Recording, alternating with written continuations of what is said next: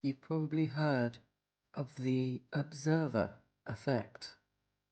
The fact that our eyes don't necessarily see what is actually in front of us, and that light, when it is observed, does something very different. In every aspect of our lives, the most we could possibly ask for is truth. And somebody who is pursuing truth is my friend, Ashton Forbes. Now, he may have been ridiculed. He may still be the object of some people's jokes, but he is trying everything possible to solve what is clearly more than just your average mystery. MH370 did not crash. It did not have a suicidal pilot. It did have hundreds of souls on board. And it did have something to do with the US government. We deserve answers. We deserve truths. And it's about time that somebody managed to get disclosure in every aspect of your life. Ask nothing more than for truth and honesty. And then perhaps we can go to bed at night with a calm soul, knowing the deception, the deflection, and the destruction of our government is something we no longer have to worry about. Wouldn't that be nice? Thank you for watching. It's Money Penny saying goodbye. Look after your loved ones and stick to the truth.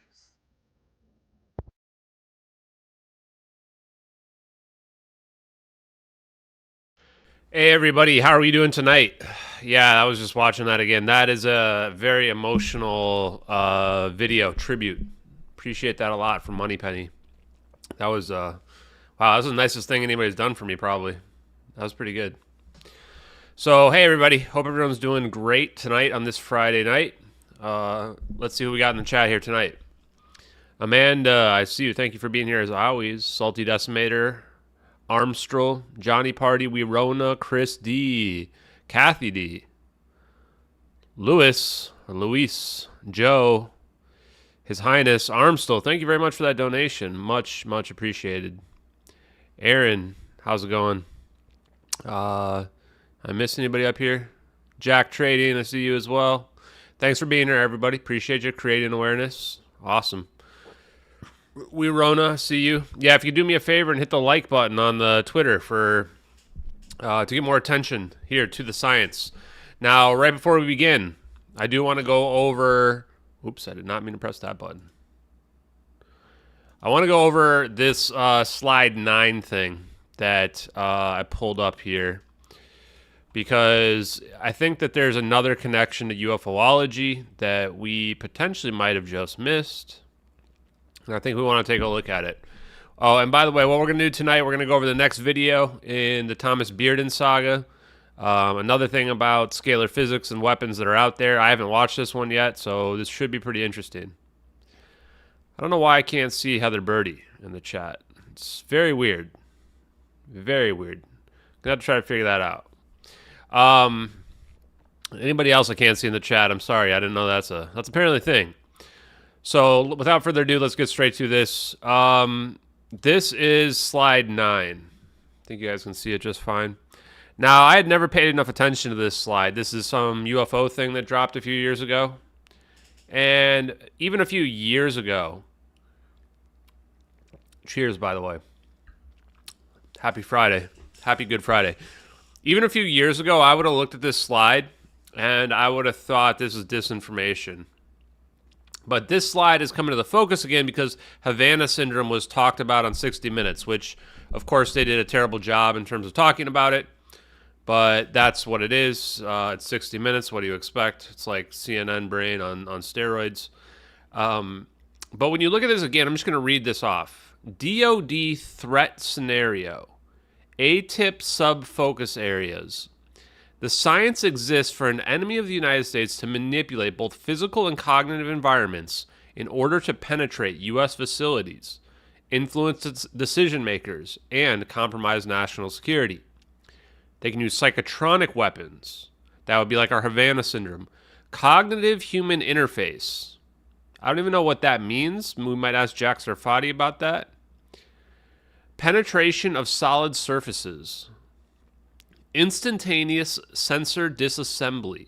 Now, the penetration of solid surfaces, I mean, what? Are we talking about teleportation there? Alteration and manipulation of biological organisms. Right there, I think super soldiers, like what Vladimir Putin said. Anomalies in the space-time construct. To me, the anomalies in the space-time construct sticks out pretty well here because now we're talking about gravity manipulation. This slide isn't a joke. Unique cognitive human interface experiences. This makes me wonder about AI in general. Now, the DoD advantages, let's read those. DoD has been involved in similar experiments in the past. DoD has relationships with renowned subject matter experts. Now, when they say that, that makes me think it's not just Americans that they have relationships with. You know, the best scientists aren't going to necessarily all be American. In fact, given our education system, probably aren't. DoD controls several facilities where activities have been detected. What? Going back to what Thomas Bearden said, this makes me wonder about scalar physics. Like everything on this list is consistent with scalar physics and what he was mentioning in 1985. But it's the last part that nobody really looked at that we need to take a hard look at. What was once considered phenomena is now quantum physics. Now, this is the part where this is the bingo. What they're saying here is there's a unification theory of quantum field theory and general relativity, and they've got it figured out. The world has it figured out. Our enemies have it figured out. I don't know how far along ago this slide goes, but this is an important slide. I think that this is the slide the UFO community jumped past a little too quickly because they didn't understand the implications of this. This is what Lou Elizondo can't talk about. The science and the technology is the part they can't talk about because it's a matter of national security. They can talk about aliens and flying saucers. No one cares about that. That's not an issue of national security. Us having the technology, whether or not it was reverse engineered or we figured it out ourselves, I still don't know. I don't know with any certainty, but we have the technology.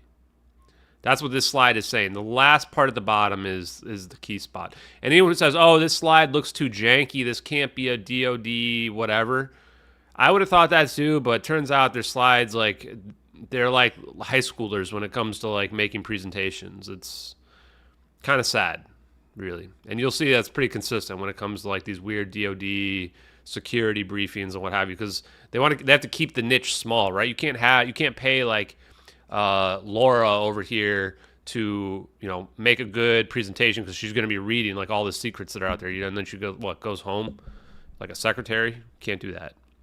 So the nerds are the ones who make the slides.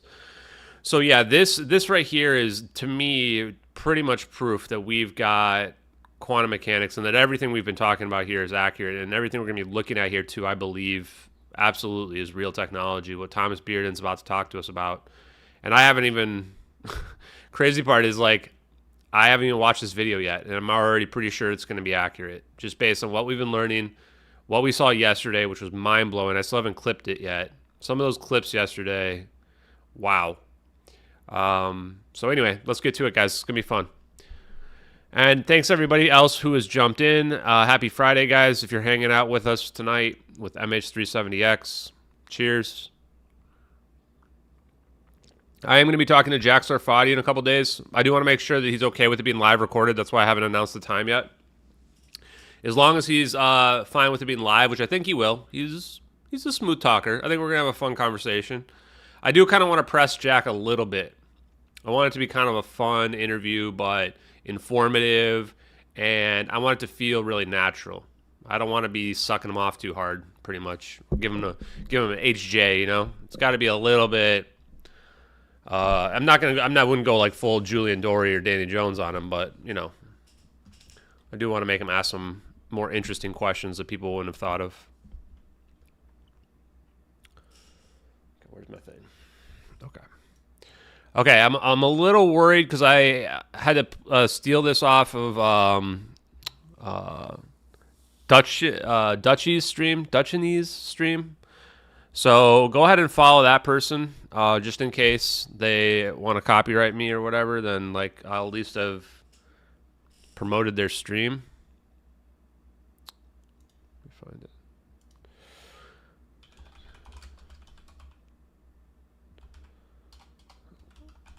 What was it? Crap. Oh, Dutchsinse. I don't know how to spell this, or Dutchsinse. No idea. I'm gonna put it in the chat. And there you guys go. You've got it. So follow that person. They're really good. Yes, beware the diddler, P. Diddy. Beware the diddler. The P. Diddy stuff, check the stuff out. If you want to know more about P. Diddy, watch the stream that I did with Investigate Earth and Dave from Alien Addicts. The P. Diddy stuff is dark, man. He bought a homeless white girl. I guess her skin color doesn't matter. Let's just say he bought a homeless teenager. Okay. Dutchsinse. Okay. Oh, it's Dutchsinse? Got it. Thanks, guys. Oh, the sound was too loud. Okay, whatever. Here we go. Sound. Where's sound? Oh, it's not there yet. Secret Superweapons. I'm going to move the chat over. We're going to full screen this. Is it going? Secret Superweapons that drive disarmament negotiations. This is going to be crazy. So we basically tell them we got some orbs. So we're going to be like, yo, Russia. Oh, how about we get rid of our nukes? Because even if you shot the nukes at us, we would just orbit back onto you. Or we would just completely annihilate with our orbs. I honestly wonder how many crazy orbs we got. Or maybe we have a gun that can just shoot orbs out.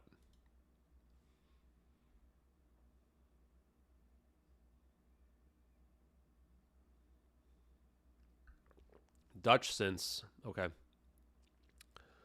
Okay, so this is from the World Trade Center of March 27th through 31st, 1988. Copyright Thomas Bearden. Okay, well, we might get copyright strike, chat.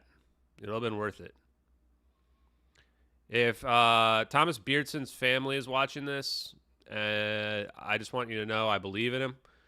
We're doing this stream because I've independently figured out that this technology is potentially real, and I want to hear from the experts who know about it. And I think he was one of them. I wish I would have been able to meet him in real life before he passed away. It's disappointing. Oh. Hello, I'm Tom Bearden, Association of Distinguished American Scientists, United States of America. I'd like to talk to you about some unknown Soviet superweapons. Weapons the Soviets have secretly developed, deployed, and tested around the world. Weapons that have escaped the recognition of Western scientists, intelligence agencies, and news media. These unusual Soviet-directed energy weapons are so powerful that, as Nikita Khrushchev stated in 1960, they could wipe out all life on Earth if unrestrictedly used. The weapons I am referring to use electrogravitation and a heretofore unknown type of electromagnetic wave, the time-reversed or phase conjugate wave. These strange weapons also are based on electrogravitation. They change electromagnetic force and energy into gravitational force and energy, and vice versa. Electrogravitation was contained in James Clerk Maxwell's original theory of electromagnetism, but it was struck out of the theory by Oliver Heaviside after Maxwell's death. In this short briefing, I want to tell you about electrogravitation, which I call scalar electromagnetics. The Soviet Union calls it energetics. I'd like to show. Well, I guess it helps if I add pauses. Well, holy crap, chat. What did he just say? Weapons that can wipe out the entire planet? And just listed it down? Like, I'll come back to this. 238. Where's the graph?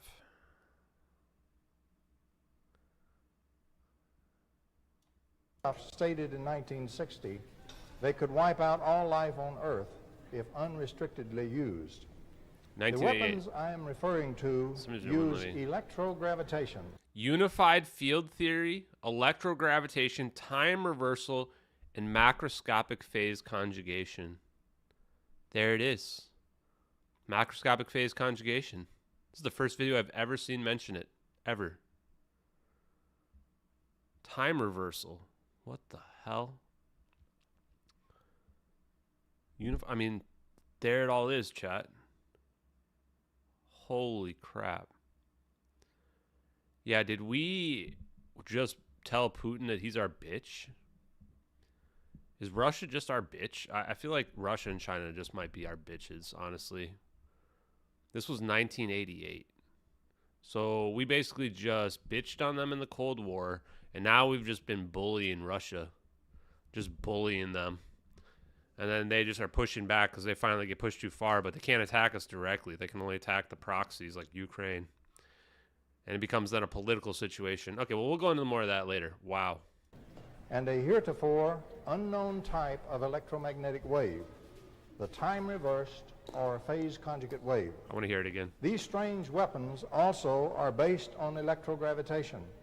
They change electromagnetic force and energy into gravitational force and energy, and vice versa. Electrogravitation was contained in James Clerk Maxwell's original theory of electromagnetism, but it was struck out of the theory by Oliver Heaviside after Maxwell's death. In this short briefing, I want to tell you about electrogravitation, which I call scalar electromagnetics. The Soviet Union calls it energetics. I'd like to show you what electrogravity is, how it works, and how it's been weaponized by the Soviet Union. The frightful new Soviet weapons are far more powerful than nuclear arms. I will explain how these hidden weapons have been a Trojan horse, secretly driving the disarmament negotiations between the U.S. and the Soviet Union. 1988, chat. I'm trying to make my thing different here so I can, my face isn't so big on this. I'll have to figure out how to crop it later. I'm just going to make it smaller so we can see the full screen. Okay. 1988, what did you just say? Weapons that are far more powerful than nuclear weapons. This is exactly what I've been saying. Copy of phase conjugation paper that from Los Alamos that shows Alice in Wonderland. Thermal Mermaid. Send that to me or post it in the Discord or something. I will also explain the trap being set in the present nuclear disarmament proposals and agreements that have so electrified the world. The nations of the world are tired of protracted Cold War and the unending series of small wars and deaths. Every free person yearns for true disarmament and true peace. Yet we simply must not be lured to our destruction by a cleverly concealed Trojan horse.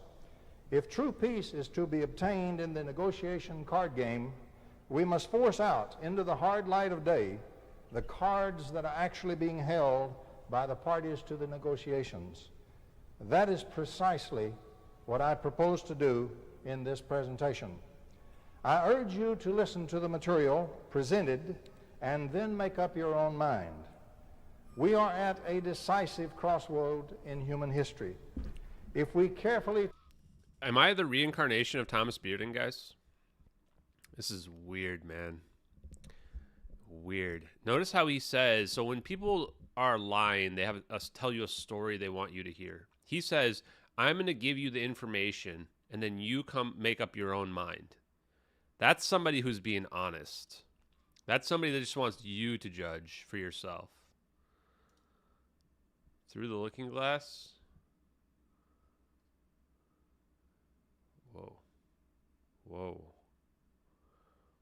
Yeah, because the phase conjugation goes back the same direction. Whoa, I'm going to look into that later. Take the correct road, there is still hope for the survival of the peoples of the earth. If we thoughtlessly take the wrong road, then the past two great world wars were child's play compared to the destruction that will inevitably come. Let us start now with the lost unified field theory of James Clerk Maxwell. We will present just a little technical material, then get into the main presentation. Please bear with me. Maxwell's original theory was expressed in quaternion-like mathematics. In the quaternion theory, when vector operations sum or multiply to a zero resultant, a scalar component may remain. Indeed, the scalar remainder is a function of the vector components of the zero resultant system. For example, suppose we have a circuit or device which creates a cross product of two vectors. Say, for example, the electric fields of two single frequency electromagnetic waves. Further, suppose we feed in two interacting identical waves so that the cross product of their E fields results. In conventional electromagnetics, using vector analysis, the output, of course, is a zero resultant E field. That is, the two E fields interacting in that fashion will not translate or push charged matter, such as electrons.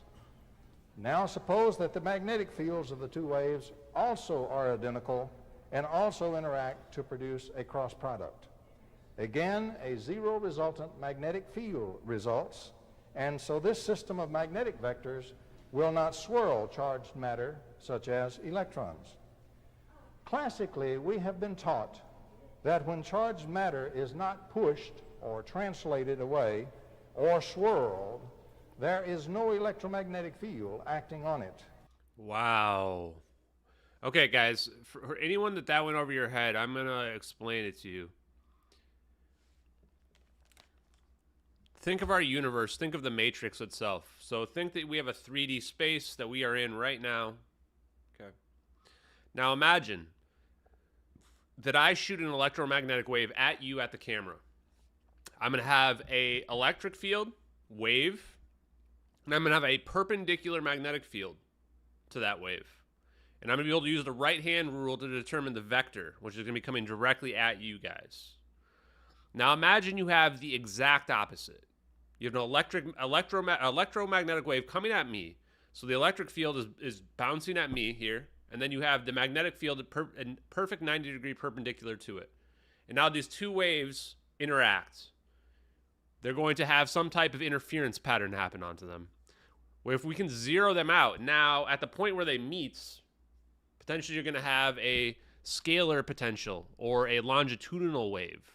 Essentially what they're saying is if you break through at this point, you create a zero-sum game in the universe itself. Now, it can cause things to stop.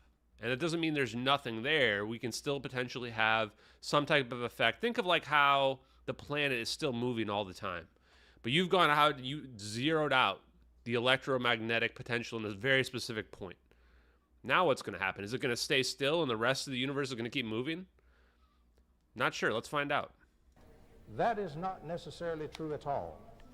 In fact, the charged matter may be subjected to a squeeze compression or a stretch rarefaction electromagnetically without translating or swirling it.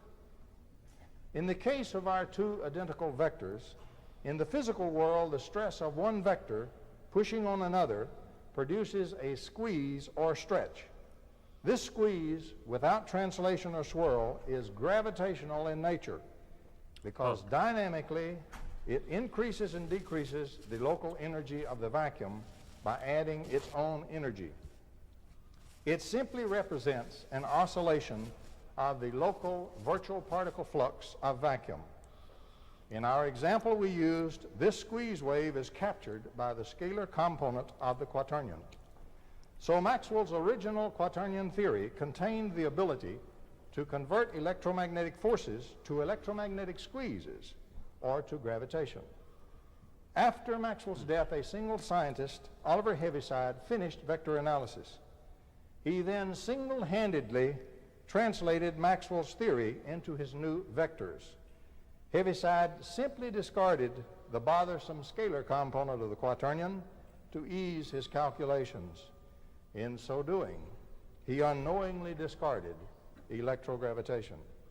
Wow. Wow. That's the exact same thing I've been saying about the B field. So that's the answer of how it happened. So Heaviside couldn't figure out how the scalar component worked, couldn't measure it, decided can't be real. I'm going to zero it out. And the reality is that you have to set the B field del cross operator equals to A, not to 0. And if you do that, now you figured out electrogravitation. We can manipulate gravity. It's not a matter of pseudoscience or anything. That's just literally how it happened from the history books. And we've been teaching ourselves wrong for, I don't know, how long ago was Heaviside? 80 years ago?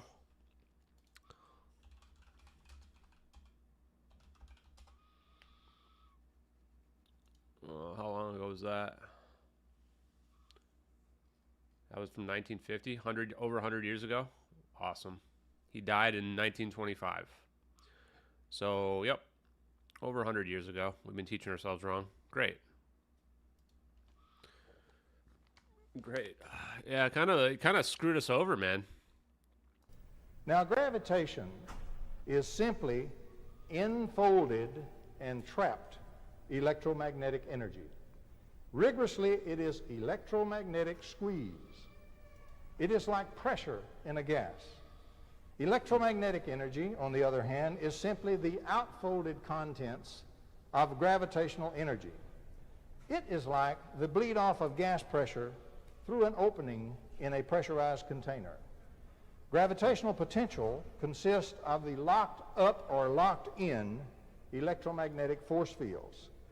An electromagnetic force field is a single unlocked bleed off of standing squeeze or stress waves of gravitational potential. Gravitational waves are standing waves, scalar electromagnetic wave systems with zero E and B field resultants.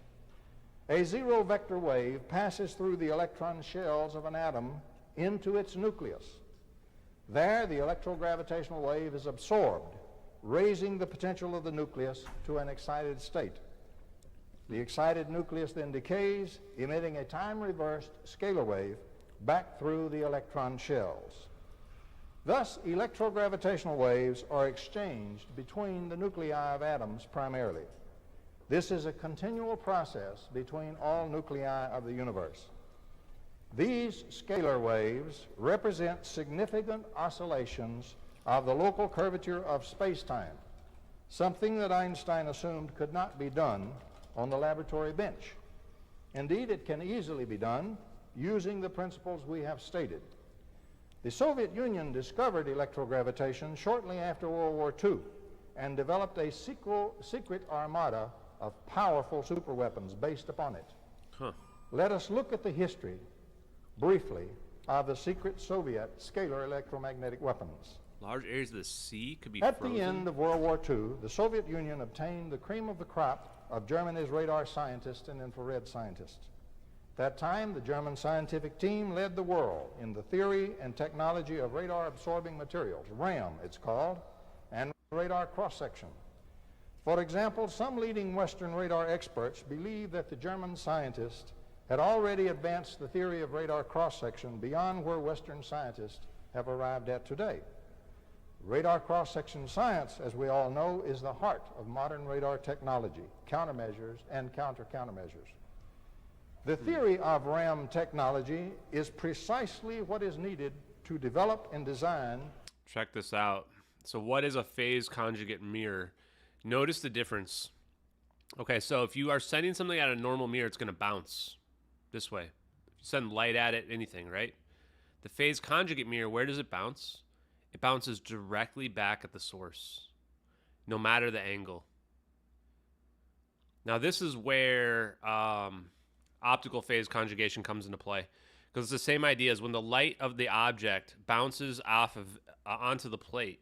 The plate, every aspect of the plate has all information about the object, because the light hits here, the light from down here still hits here. This point knows all of the aspects about the object. This is how a hologram is produced.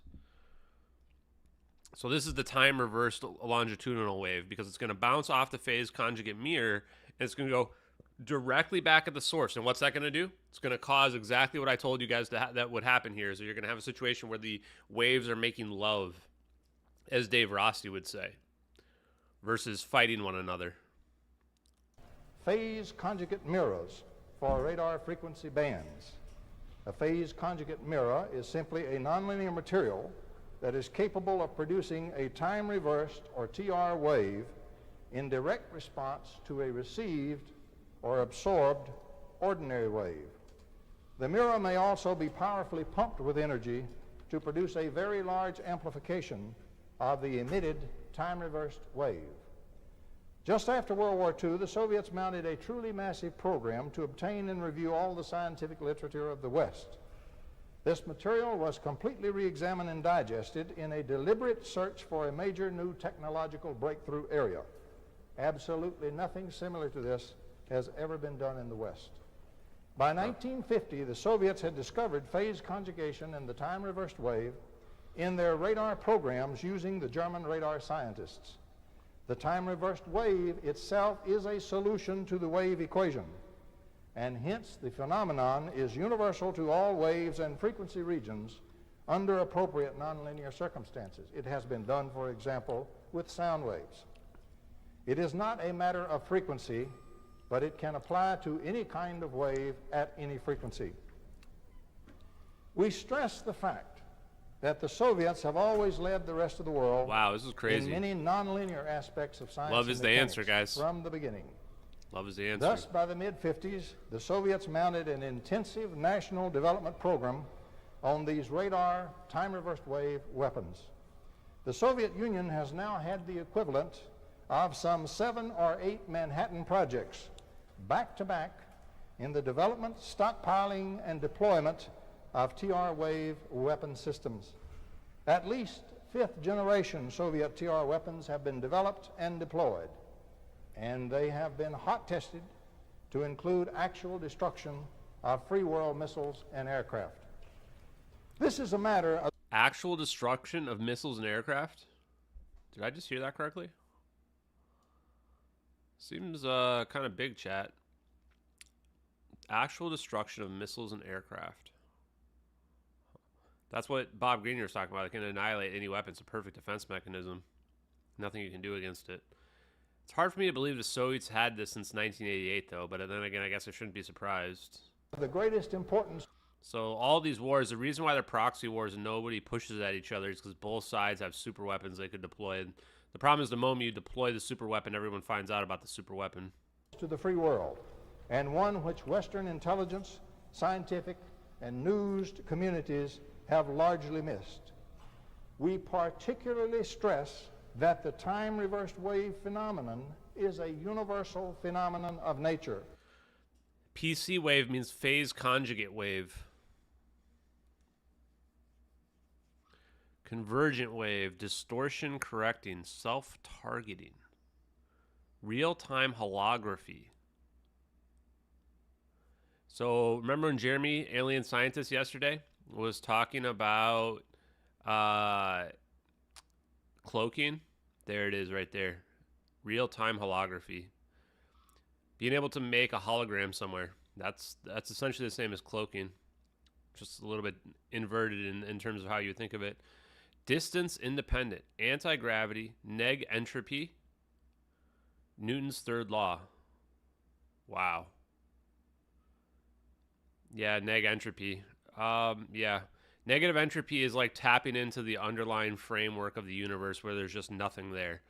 Just think of there's like waves hitting me from every direction all over all the time. From outside, from whatever.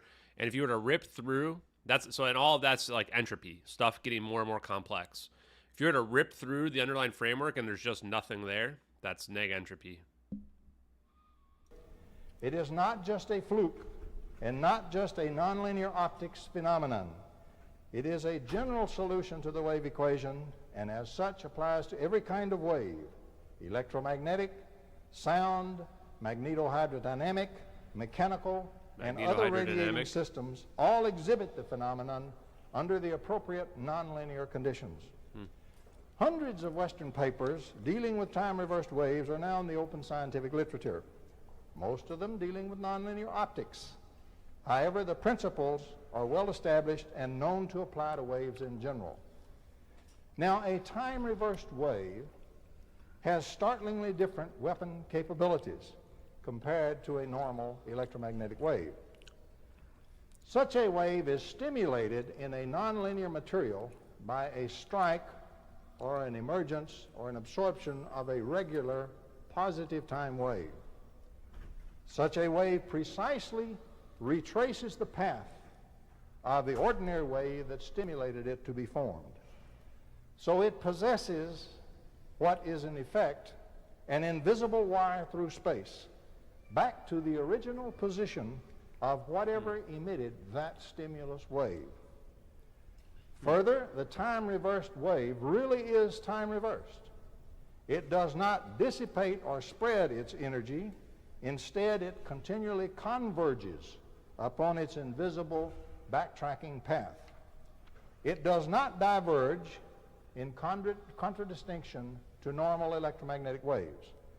Now, this characteristic makes it ideal to use in firing slugs of electromagnetic energy, what are called... So he was saying these phase conjugate waves bounce directly back at the target. So he's going to say that this is going to be good for radar, right? This is why it came out from radar, is that radar is all about waves. So they figured out how waves worked, and then they figured out a way where I want the wave to bounce right back, right? So you've got the wave going at the target. You want to figure out where the target is. I want the wave to come straight back. And actually, the way that they do stealth, I read last night after I went offline, is that they build the craft in such a way where the waves will bounce off so that the waves don't bounce back at the receiver. Pretty wild, right? This is how they figured it out. This is how they began to build phase conjugate waves, and they unlocked the secrets of the universe this way. Because then they started to realize, well, what does it even mean? What does time mean? And what does even a physical object even mean? If the whole physical object is just made up of waves that are attracted to one another, you can start to just do magic with it. Smash that like button, everybody. Thank you, Bernie, Crypto Alchemist, in the chat. Here we go. Electromagnetic missiles against a distant target, even one that is thousands of miles away from the emitter. Using several simple schemes, particularly pumped four-wave mixing, extremely large amplification of the time-reversed wave can be cheaply and readily accomplished. A startling weapons capability therefore emerges when amplified TR waves are generated in response to the received weak signals from a distant target. First, if any signal at all can be received from that distant target, a return time-reversed signal of extreme power can be delivered directly to that target. Wow. Almost all of the transmitted time-reversed wave energy will arrive at and in that distant target, even through a highly nonlinear medium or under scattering conditions. Hardly any of the energy will be lost en route. Wow. If the target is fast-moving, a lead correction signal can be calculated and added to steer the return path. Second, real-time holography. What? Dude. So it can be a non-linear medium, like flying through the air, like what we see in the MH370 videos. I'll have to show those after. And then it's going to bounce right back. What was that thing you just said right there? Yeah, look at this. Oh, yeah, and they can correct for where it's going to go. Look at imagine this is a sphere, and you're orbiting around the plane. Remember when they are spinning vertically around the plane? That's because they're detecting the direction of travel. They've already figured out the direction of travel. They've mapped it, and they're spinning perfectly vertically around the plane because they have to make the zap appear at the exact moment where the plane's going to be at that exact time. I can't believe we have this shit figured out. This is mind-blowing. It is fast-moving. A lead correction signal can be calculated. So they're spinning with purpose. This is the purpose. Pumped amplified phase conjugation mirror transmitter. Wow. That's what the orbs are. This is an orb. This is an orb. What does that say at the bottom? Steering? Are under scattering conditions.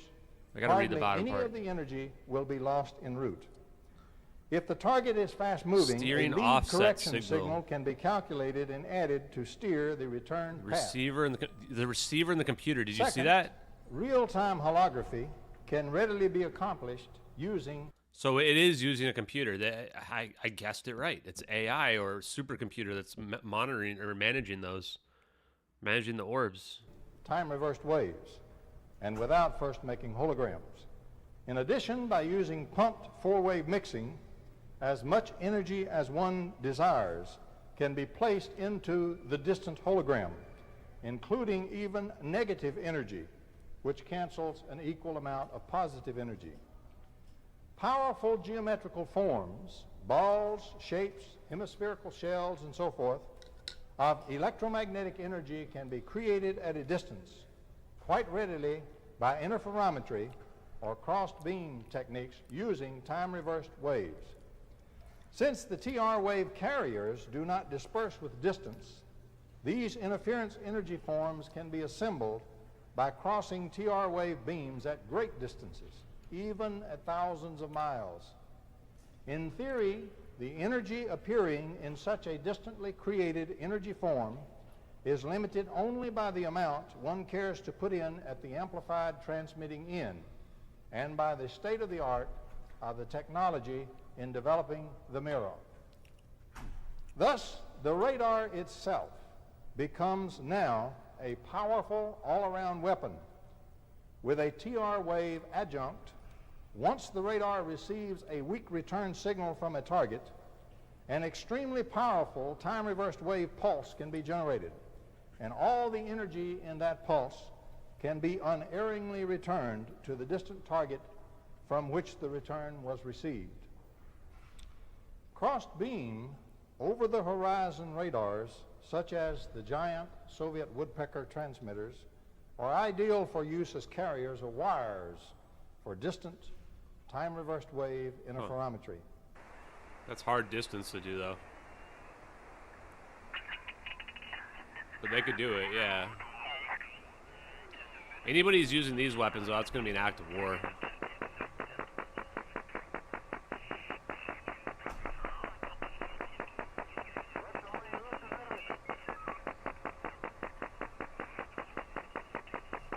Yeah, the great part about this is non-fiction. This is non-fiction, chat. Yeah, I wonder about the distance. My guess is the distance is a limitation.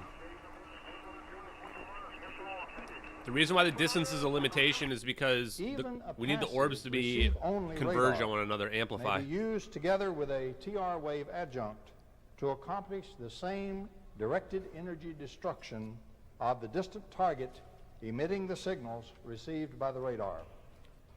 Radio receiver transmitters may also employ simple TR wave adjuncts to provide a large number of communication jammers and directed energy weapons capable of jamming and or destroying enemy radio transmitters at appreciable distances.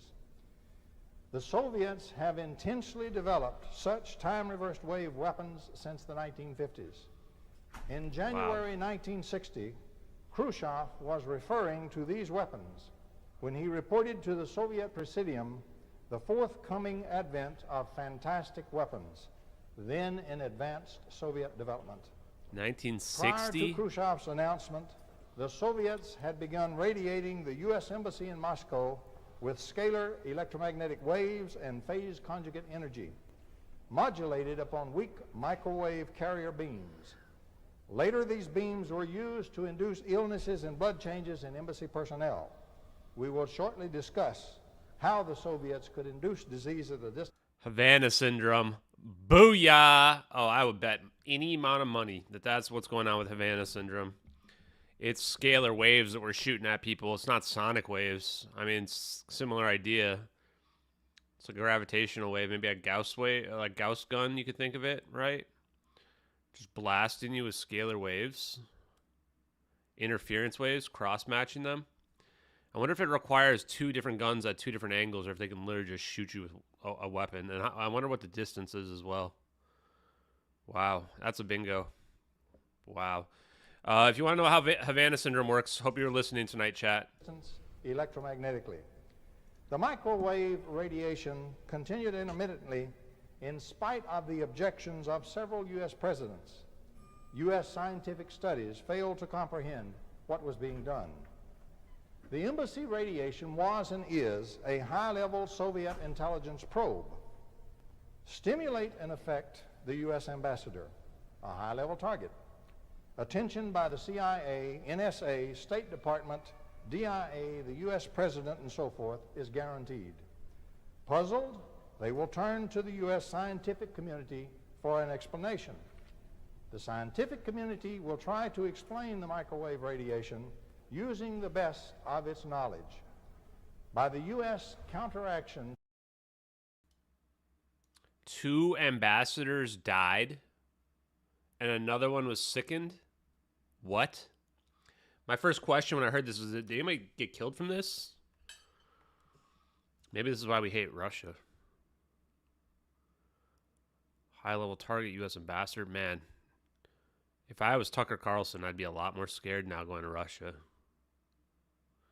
They could just hit you with this while you're in your hotel room.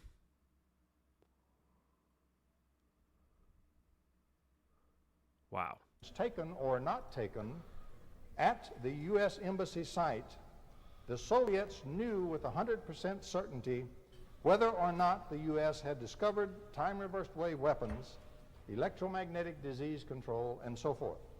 And they knew whether the U.S. had developed defenses against such weapons. Since the beginning, of course, U.S. counteractions, or the like of them, at the U.S. Embassy have consistently revealed to the Soviets the true status of U.S. knowledge of scalar electromagnetics. The U.S.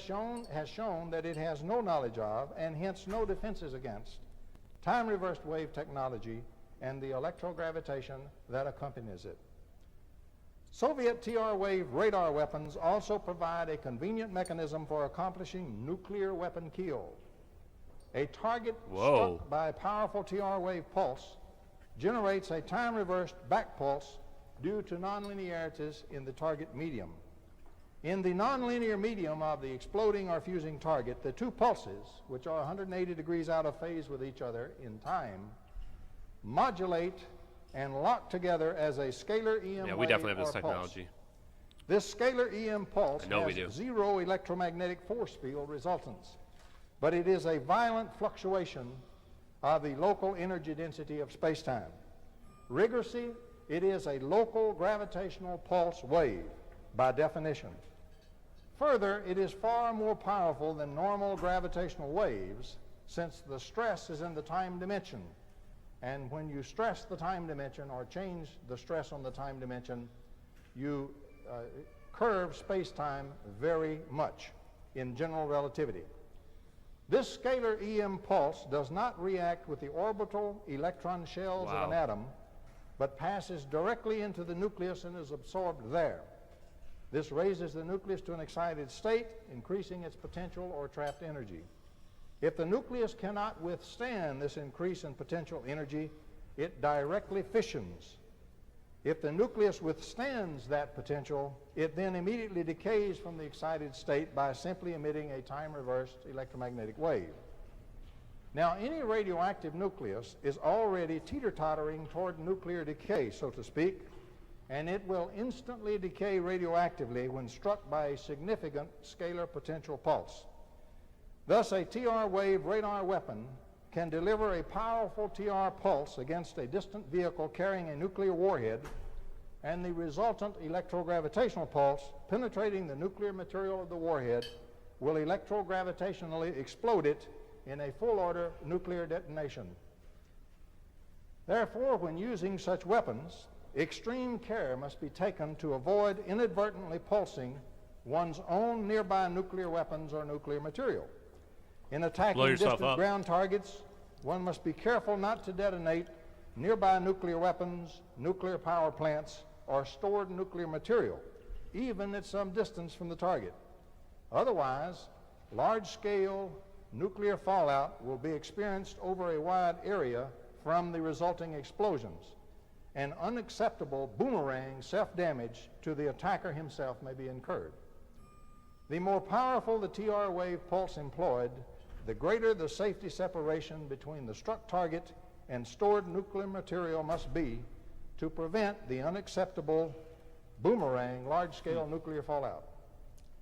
Now, So now everything's starting to make a lot more sense. Why does no one employ a nuke? The moment you fire a nuke, someone's going to blow it up right on you. This also explains why we are trying to detect everything that we see out there from the ionosphere. We're looking for other countries using these weapons. Not just to defend ourselves, but just in case they don't accidentally blow up the whole planet. Right? Crazy. Of extensive Western nuclear deployment, up to now, the Soviet Union has been unable to heavily bring to bear its giant TR wave weapons. Their extensive use would inevitably detonate many of the Western nuclear weapons in place. The resulting worldwide nuclear fallout would devastate all nations, including the Soviet Union. And that is precisely what is driving the sudden and sweeping nuclear disarmament campaign by the Soviet Union. It sees a golden opportunity to thin out Western nuclear deployment and free the restraints on using its giant continent-busting scalar electromagnetic weapons. Large TR wave interferometry weapons, such as the woodpecker signals and systems, usually first produce very powerful scalar EM standing wave beams by continuously transmitting into the carrier beam both a normal EM wave and its phase conjugate. These two beams, 180 degrees out of phase in the time dimension, but not in the space dimension, are modulated or locked together to produce a standing zero EM vector resultant electrogravitational wave. This produces space-time curvature mostly upon the time dimension, which is by far the most significant for curvature in general relativity. Yeah, this makes me wonder about what you can do to somebody's body, right? In terms of you blast this at somebody and it's hitting them at the time dimension. It's like, what is that doing to your cells? Is that going to speed up your time? That's what I keep thinking. I keep thinking about Roy D. Herbert and time dilation. Is maybe what they're really doing is they're speeding up your time on certain cells, but like doing it like a ton. And you can imagine like your body's a big Jenga puzzle, and all of a sudden it's like Jenga, and everything falls apart. Scary stuff. Okay. Let's listen to some more of this. Interference of two of these standing scalar EM wave beams in the targeted area, plus internal scanning within individual EM components of the beams by other transmitted modulation signals, allows electromagnetic effects of either electromagnetic energy or time-reversed electromagnetic energy to be produced and controlled at very precise locations within the broad interference area. Such giant standing scalar electromagnetic waves can be established in space, in the atmosphere, in the ocean, or in the earth, since these beams travel through the nuclei of the atoms as their medium. Each such huge scalar EM standing wave beam represents, in fact, a gigantic electrogravitational standing wave, and hence a giant oscillating stress potential in space-time. This standing wave represents a sort of gigantic capacitor or accumulator of enfolded electromagnetic stress energy. Enormous energy may be collected in this potential, charged up over a period of time. Now, short out of this giant capacitor by transmitter failure can result in a large flashover discharge of the electrogravitational energy into the local Earth at the stricken transmitter, producing a massive electrogravitational ground wave that can strike nuclear facilities and be enormously destructive. Thus, one must carefully protect the TR wave weapon system from inadvertent discharge of large electrogravitational pulses into the Earth at the site due to transmitter failure, short-outs, and so forth. Otherwise, one's own nuclear weapons or facilities may be exploded, even at some distance, by the electrogravitational pulse ground wave that is produced. One's communications and electronics installations, for example, can be knocked out at even greater distance. For example, in the winter of 1957-58, one or more large Soviet TR wave prototype weapons at Kishtim, near the Urals, suffered catastrophic transmitter failure, discharging a powerful scalar electrogravitational pulse into the Earth. This huge electrogravitational pulse struck the atomic waste stored nearby, causing all the radioactive nuclei to immediately decay. In other words, the nearby atomic waste exploded, just as interrogated personnel from the region reported. Is this real? Deadly radioactive. So the Urals is where that secret Russian base is. Is this what they've been developing there? I'm gonna get killed by somebody for sure. Maybe if not the U.S., it'll be killed by the Russians. Maybe 1957. There was a disaster. Whoa. Contamination spread across a major region of the Soviet Union by fallout, and the area is strongly contaminated to this day. It's real. After this accident, the Soviets developed much more elaborate safety circuits and devices and implemented them into their time-reversed wave weapons. Even so, in April 1986, the explosive eruption of a reactor at Chernobyl was almost certainly caused by an accidental catastrophic failure of a large time-reversed wave woodpecker transmitter about 30 kilometers away. The sudden failure of the east to west woodpecker transmitter was positively detected in the field by engineer William Bice. All safety circuits at the site would have been instantly activated, desperately and slowly draining off the huge standing wave potential built up by that weapon. Look at that thing. The Soviets would also have immediately shut down the nearby reactors at Chernobyl as a precaution. However, in a shutdown reactor, the radioactive uranium fuel rods are still physically present. Some hours later, the transmitter safety devices finally failed, and a much smaller, though still significant, remnant electrogravitational pulse was discharged into the Earth, spreading out in a ground wave. The first radioactive material it encountered was the fuel rods in one of the hapless, shut-down Chernobyl reactors. The fuel rods received the electrogravitational pulse and violently erupted in a burst of radioactivity, rupturing the plant. Had the full electrogravitational pulse escaped that stricken transmitter, all 4 reactors at Chernobyl would have violently exploded, and extensive and deadly nuclear fallout would have rained down over a wide area of the Earth. Wow. Had the reactors not been shut down and the control rods inserted full in to dampen the radioactivity, a far greater radioactive eruption, probably a nuclear explosion, of the struck reactor would have occurred. Wow, he's saying... In the middle of the 8.8 magnitude earthquake that hit 6 weeks ago in Chile, the biggest earthquake anywhere in the world in 50 years. What we did not know at the time of that quake was that in the middle of that giant quake, there was... So, let's take a look at that. This actually happened. This disaster happened. Chernobyl. Could Chernobyl have really been caused by a scalar wave? I didn't watch the show, so I don't know much about the history of the Chernobyl disaster. I just know what I've heard, which is usually going to be misinformation. Disaster was the worst nuclear incident by radioactively released after the Chernobyl disaster. It is the only disaster classified as level 6. What are they claiming happened? It was the site of a major disaster. An improperly stored underground tank of high-level liquid nuclear waste exploded. Does nuclear waste just explode? Huh. Wow.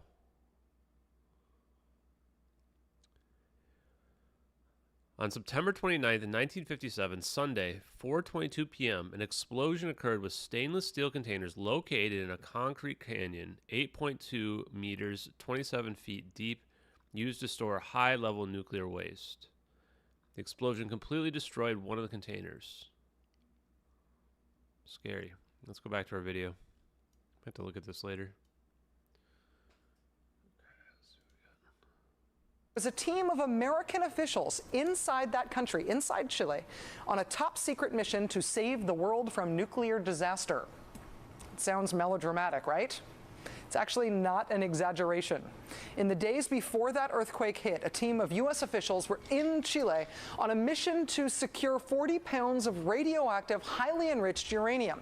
They were to obtain it, secure it, and transfer it safely to the United States, all in secret. This 40 pounds of highly enriched uranium was being stored at 2 facilities. Now, 40 pounds of this stuff is considered to be enough to destroy part of a major city if it were detonated, which would not be the hardest thing in the world to do. So you obviously can't just pick this stuff up, throw it in a suitcase, and hop on a plane back to the United States. U.S. and Chilean officials had to extract the uranium racks from these ionized pools they were stored in. They then transferred them into specially designed casks. The casks were lined with 8 inches of lead and steel to keep the uranium safe in transit. 60 tons of metal were used to secure just 40 pounds of uranium. Package and handle this stuff the wrong way, and you can set off a spontaneous nuclear chain reaction. Time magazine reports it was only 12 hours after the team got the uranium into those casks and surrounded it with 1,500-pound protective impact limiters. Just 12 hours after that, the giant 8.8 impact, aka earthquake, hit. Well packed for shipping, the uranium. What? So, hear me out. We went to Chile because we needed to take 40 pounds of highly unstable uranium. We had to stack it in tons of lead and other metals for some reason. And then 12 hours after we pull it out, the largest earthquake in history in the last 50 years hits the location. Can we predict the earthquake? It's pretty weird timing. Was safe in the quake. If there had been a spontaneous nuclear chain reaction, you probably would have heard about it by now. But the earthquake did render totally unusable the port that these scientists were going to use to ship out this secret nuclear cargo.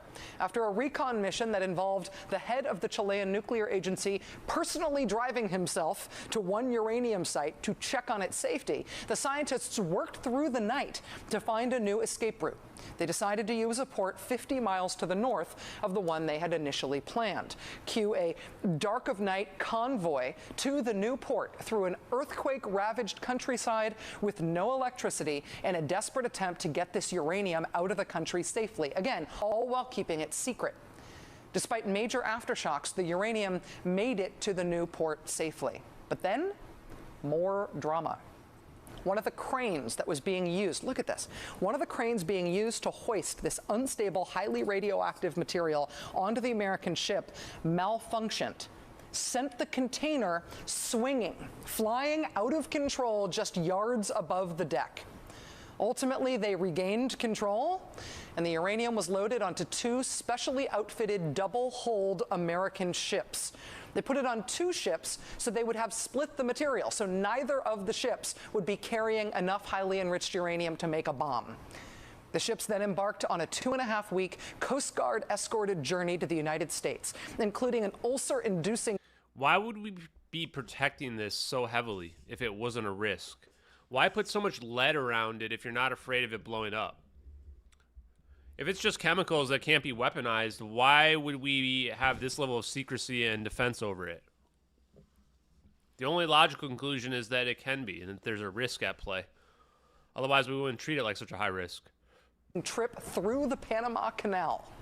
Their ultimate destination, South Carolina, where the uranium is painstakingly converted to safer, non-weapons grade fuel. With the moratorium ending on telling the story of Chile's uranium in the earthquake, today in Washington, leaders of 47 countries gathered for the biggest summit in the United States in more than 6 decades. It's a 2-day gathering aimed at addressing the issue of global nuclear security. And right at the beginning of day 1 of this summit, some results to be announced. Today, Ukraine announced a landmark decision to get rid of all of its stockpile of highly enriched uranium by the time of the next nuclear security summit in 2012. Ukraine will eliminate its entire stockpile of highly enriched uranium. After Press Secretary Robert Gibbs made that announcement, President Obama and the Ukrainian president... What? Ukraine got rid of all of their uranium? Were they afraid that Russia was going to ignite it? That's weird. Okay. Viktor Yanukovych released a joint statement which reads, quote, President Yanukovych announced Ukraine's decision to get rid of all of its stocks of highly enriched uranium, while the United States will provide necessary technical and financial assistance to support this effort. Sound familiar? The United States will provide technical and financial assistance to support this effort. Hopefully this time. Do you guys remember when Rachel Maddow was apparently a legitimate journalist and actually did real journalism and wasn't just a bunch of political bullshit? It's like Trump broke this woman. Trump just straight up broke this woman. Like this is 14 years later, and now she's just a completely shrill harpy. It's all about political, like, bullshit fake narratives now. This was actually a real news report. Time minus the earthquakes. In May 1960, a prototype TR-wave radar weapon was used to down Gary Powers' high-flying U-2 aircraft over the Soviet Union. Powers reported a flash as if from an explosion near him, but the flash persisted. This is almost certainly the signature of a TR-wave weapon. In April 1963, the first large strategic Soviet TR-wave weapons became operational on site. Yeah, so guys, for the people in the chat who say, I don't really believe this narrative, maybe. I think that he seems like an honest guy, but even honest people can lie. But the science is checks out. The science is hard. The science is consistent with two videos that we've seen now with our own eyes, that we've analyzed in levels super in-depth in every aspect of them, and they appear to be authentic.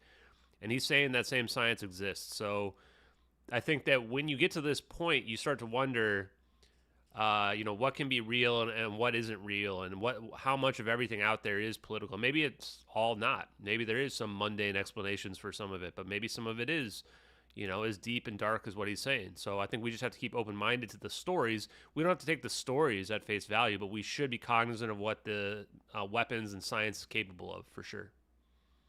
These weapons were used to electromagnetically deaden the electrical controls of the USS Thresher atomic submarine on April the 10th, 1963, and they were also used to produce a huge underwater electromagnetic blast 100 miles north of Puerto Rico on April the 11th, 1963. Since scalar electromagnetics travels directly through the nuclei of materials, the ocean is transparent to scalar EM beams. Soviet Admiral Gorshkov publicly stated on at least one occasion that we have made the oceans of the world transparent. Since the 1960s, the Soviets have possessed 100% effective defense against U.S. and European strategic bombers and missiles, just as they stated in the 1968 Soviet book, Military Strategy. The early systems deployed in the Soviet Union were mid-course and terminal phase systems. The Soviets also relied upon additional TR-wave weapon systems deployed as adjuncts to radar systems aboard research ships and trawlers to be able to attack U.S. missiles and bombers in their launch and early mid-course phase. Huge light phenomena from the extensive testing of these ship-mounted scalar EM Soviet weapons have been observed at sea for decades. Hundreds of incidents of Soviet tests of these TR-wave weapon systems have been observed around the world and reported in the open literature as puzzling or anomalous like. What? What are we looking at here, chat? Big bubble around a plane? Around a 747? Well, that's cool. That's cool. Phenomena.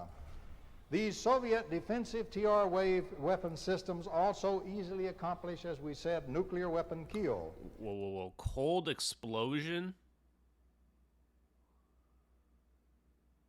Yeah, Catherine T says the cold zap that she saw, orange glow, looked about the size of an oil rig in a halo formation.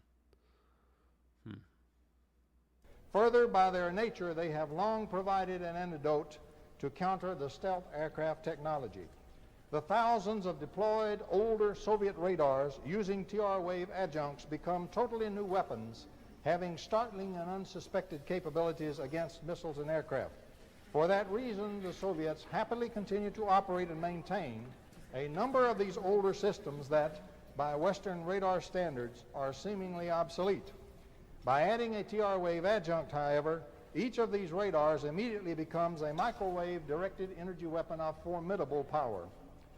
In the 1960s, to turn our attention to other matters, the Soviet scientist Vladimir Koznachiev and his researchers accomplished enormous experimentation and proved that cellular death and disease of any type whatsoever could be transmitted and induced electromagnetically.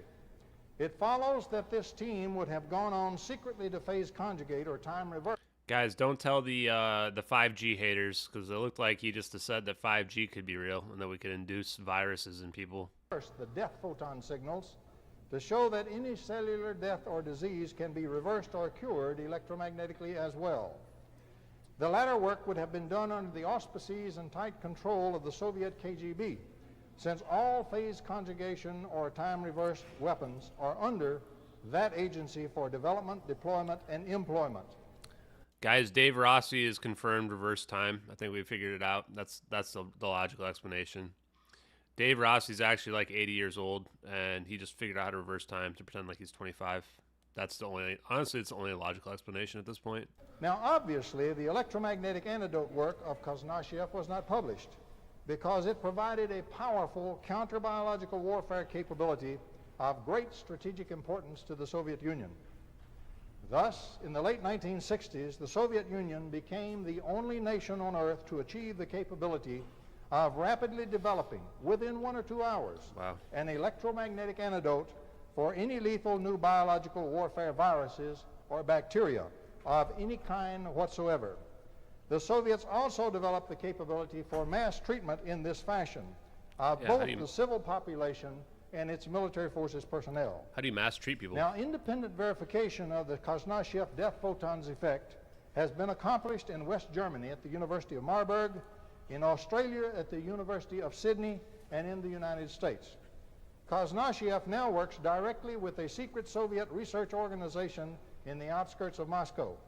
At this facility, microwave-directed energy weapons are feverishly developed. The clear implication is that microwave weapons, such as the giant woodpecker over-the-horizon radar systems, are being modified to deliver cellular death and disease patterns against targeted distant populations even halfway around the Earth. Now, this kind of effect has been proven. In the 1960s and early 70s, a French inventor, Antoine Priore, built and tested several large electromagnetic devices that cured thousands of cases of terminal cancers and leukemias in laboratory animals. It also cured sleeping sickness. He worked with members of the prestigious French Academy of Sciences. His work was funded by the French government and presented to the French Academy by Robert Courier, head of the biology section. Priore's work was suppressed in the mid-70s and lost when he died. Priore used a plasma to accomplish multi-wave mixing and phase conjugation or time reversal. His time-reversed curative signals used a powerful rippling magnetic field as a carrier, as a wire, so to speak. The magnetic field guaranteed penetration of every cell in the body, even in the bone marrow, and that was necessary to reach a blood disease such as leukemia. The rippling of the magnetic field guaranteed penetration of the cell's atomic nuclei by nuclear magnetic resonance. Penetration of the actual nuclei of the atoms in the diseased cells is necessary, since the master cellular control system, discovered by Dr. Fritz Albert Popp of West Germany, operates through the cell's structured scalar EM biopotential. This potential is centered in the nuclei of the atoms comprising the cell. Note that electrical dedifferentiation and redifferentiation of cells by a minuscule current between picoamperes and nanoamperes has been beautifully proven by Dr. Robert Becker and other researchers. Red cells of the frog, for example, have been electrically reversed through all their development stages. The cells first become round, then develop a scalloped outline. Then they become amoeboid and move by means of pseudopods. Their nuclei swell and their DNA becomes reinactivated. So we can like actually reverse aging or what? Guys, I'm getting a little bit worried about cloning and reverse aging now. Maybe there is some Bohemian Grove stuff going on. Then rid themselves of all their hemoglobin and develop a full set of mitochondria and ribosomes. In Becker's historic experiments, the cells then turned into cartilage-forming cells and finally into bone-forming cells, healing difficult bone fractures. In short, Becker demonstrated cell dedifferentiation followed by redifferentiation into an unrelated cell type, all electrically initiated and controlled with laughably weak currents. Thus, profound cellular changes are most certainly inducible and controllable electromagnetically by minuscule amounts of potentials and currents. Priori's machine applied time-reversed EM waves to accomplish reversal from cancerous cells back to normal cells. Priori's work essentially proved that Kosnachiev's group would have been able to accomplish the same thing by phase conjugation. Also, Kosnachiev's death photons work was accomplished much earlier than reported in the open literature. It provided a basis to use in the microwave radiation of the U.S. Embassy in Moscow to engender blood changes and disease in the targeted personnel. 2 U.S. ambassadors died from a leukemia-like disease, and a third sickened and bled from the ears and nose and eventually died of leukemia. Bled from the ears and nose and then died from leukemia? Jesus. Yeah, if we can clone people, why is my ScarJo clone not here yet? Where is it? Significant blood changes and genetic effects were noted in embassy personnel. Only minuscule levels of electromagnetic signals would have been necessary to induce such detrimental biological changes. The present woodpecker signals undoubtedly have the capability of producing similar conditions in distant targeted populations, and much more whenever the Soviets wish to add the appropriate signals. These weapons also are capable of killing large numbers of the targeted population whenever appropriate Kosnachiev death signals are placed upon them. In the late 1960s, another cautious Soviet intelligence probe was used. Papers appeared in the open Soviet literature dealing with time-reversed waves in the field of nonlinear optics. Only a few American optical scientists seemed to be interested. In 1972, to focus more U.S. attention on their subtle intelligence probe of U.S. time-reversed wave knowledge, the Soviets sent 2 scientists to Lawrence Livermore Laboratory to brief American scientists on optical phase conjugation. Now thereafter, many U.S. optical scientists began to work in the, quote, new field, unquote. Immediately it was revealed to the Soviet Union that the U.S. had ineffective knowledge of phase conjugation and that the U.S. had no time-reversed wave technology or weapons. To this day, Western theoretical work in phase conjugation is still largely characterized by a simple overall math model, obtained by simply writing down the necessary conjugate term in the wave equation. There appears to be absolutely no U.S. awareness of the physical electrogravitational mechanism in the atomic nucleus itself that causes the phase conjugation time reversal, and there appears to be no theory of that as such. Its direct application to radar-directed energy weapons appears to have largely been ignored in the West. The West has focused on lasers and optics. In 1975, the Soviets attempted to obtain a treaty with the rest of the world, outlawing the development of frightful new weapons of mass destruction, even more frightful than the mind of man had ever imagined, according to Brezhnev himself. Gromyko introduced a draft treaty into the 1975 session of the United Nations General Assembly. No one in the West knew what the Soviets were referring to. Failing to obtain the treaty, the Soviets in 1975-76 embarked on the greatest military buildup in history. This buildup was nothing short of a full-fledged preparation to be ready to dominate the world. The year 1985 was set as the ready time, according to Leonid Brezhnev's 1972 statement at a secret Prague meeting of European Communist Party leaders. The Soviets met this 1985 scheduled goal. As we stated, the Soviets can be immune to any type of viral biological warfare anytime they choose to be. The use of lethal new viruses thus has become a highly favored, low-risk method of warfare for the Soviet Union, and for no... Okay, well, I mean, let's not dig into COVID stuff, but man, if it was a bioweapon, here's your ammo. I believe that we can cure cancer, but doesn't this answer Kim.com's question about why don't the aliens just give us cancer, the cure for cancer? Because it's all the same thing. It's all a matter of understanding quantum mechanics. If you get the cure for cancer and you can figure this out, then you can also use it to create a doomsday weapon. You can create a force field. You can create infinite energy. This is an extremely powerful weapon. No other nation on Earth. The West has no such capability against viral warfare, and in fact is totally vulnerable to attack in this manner. Both Western troops and Western civil populations are totally defenseless against the threat of viral biological attack. A BW strike from a small hostile nation, or even from a few radical terrorists, or even an inadvertent contaminant spillage from one of the great many ill-controlled private genetic experiments, can result in the introduction of a lethal, highly infectious new virus that will decimate the West. Indeed, a biological warfare viral attack may already have been unleashed on the world. In 1971, the U.S. passed the National Cancer Act and declared open warfare on cancer.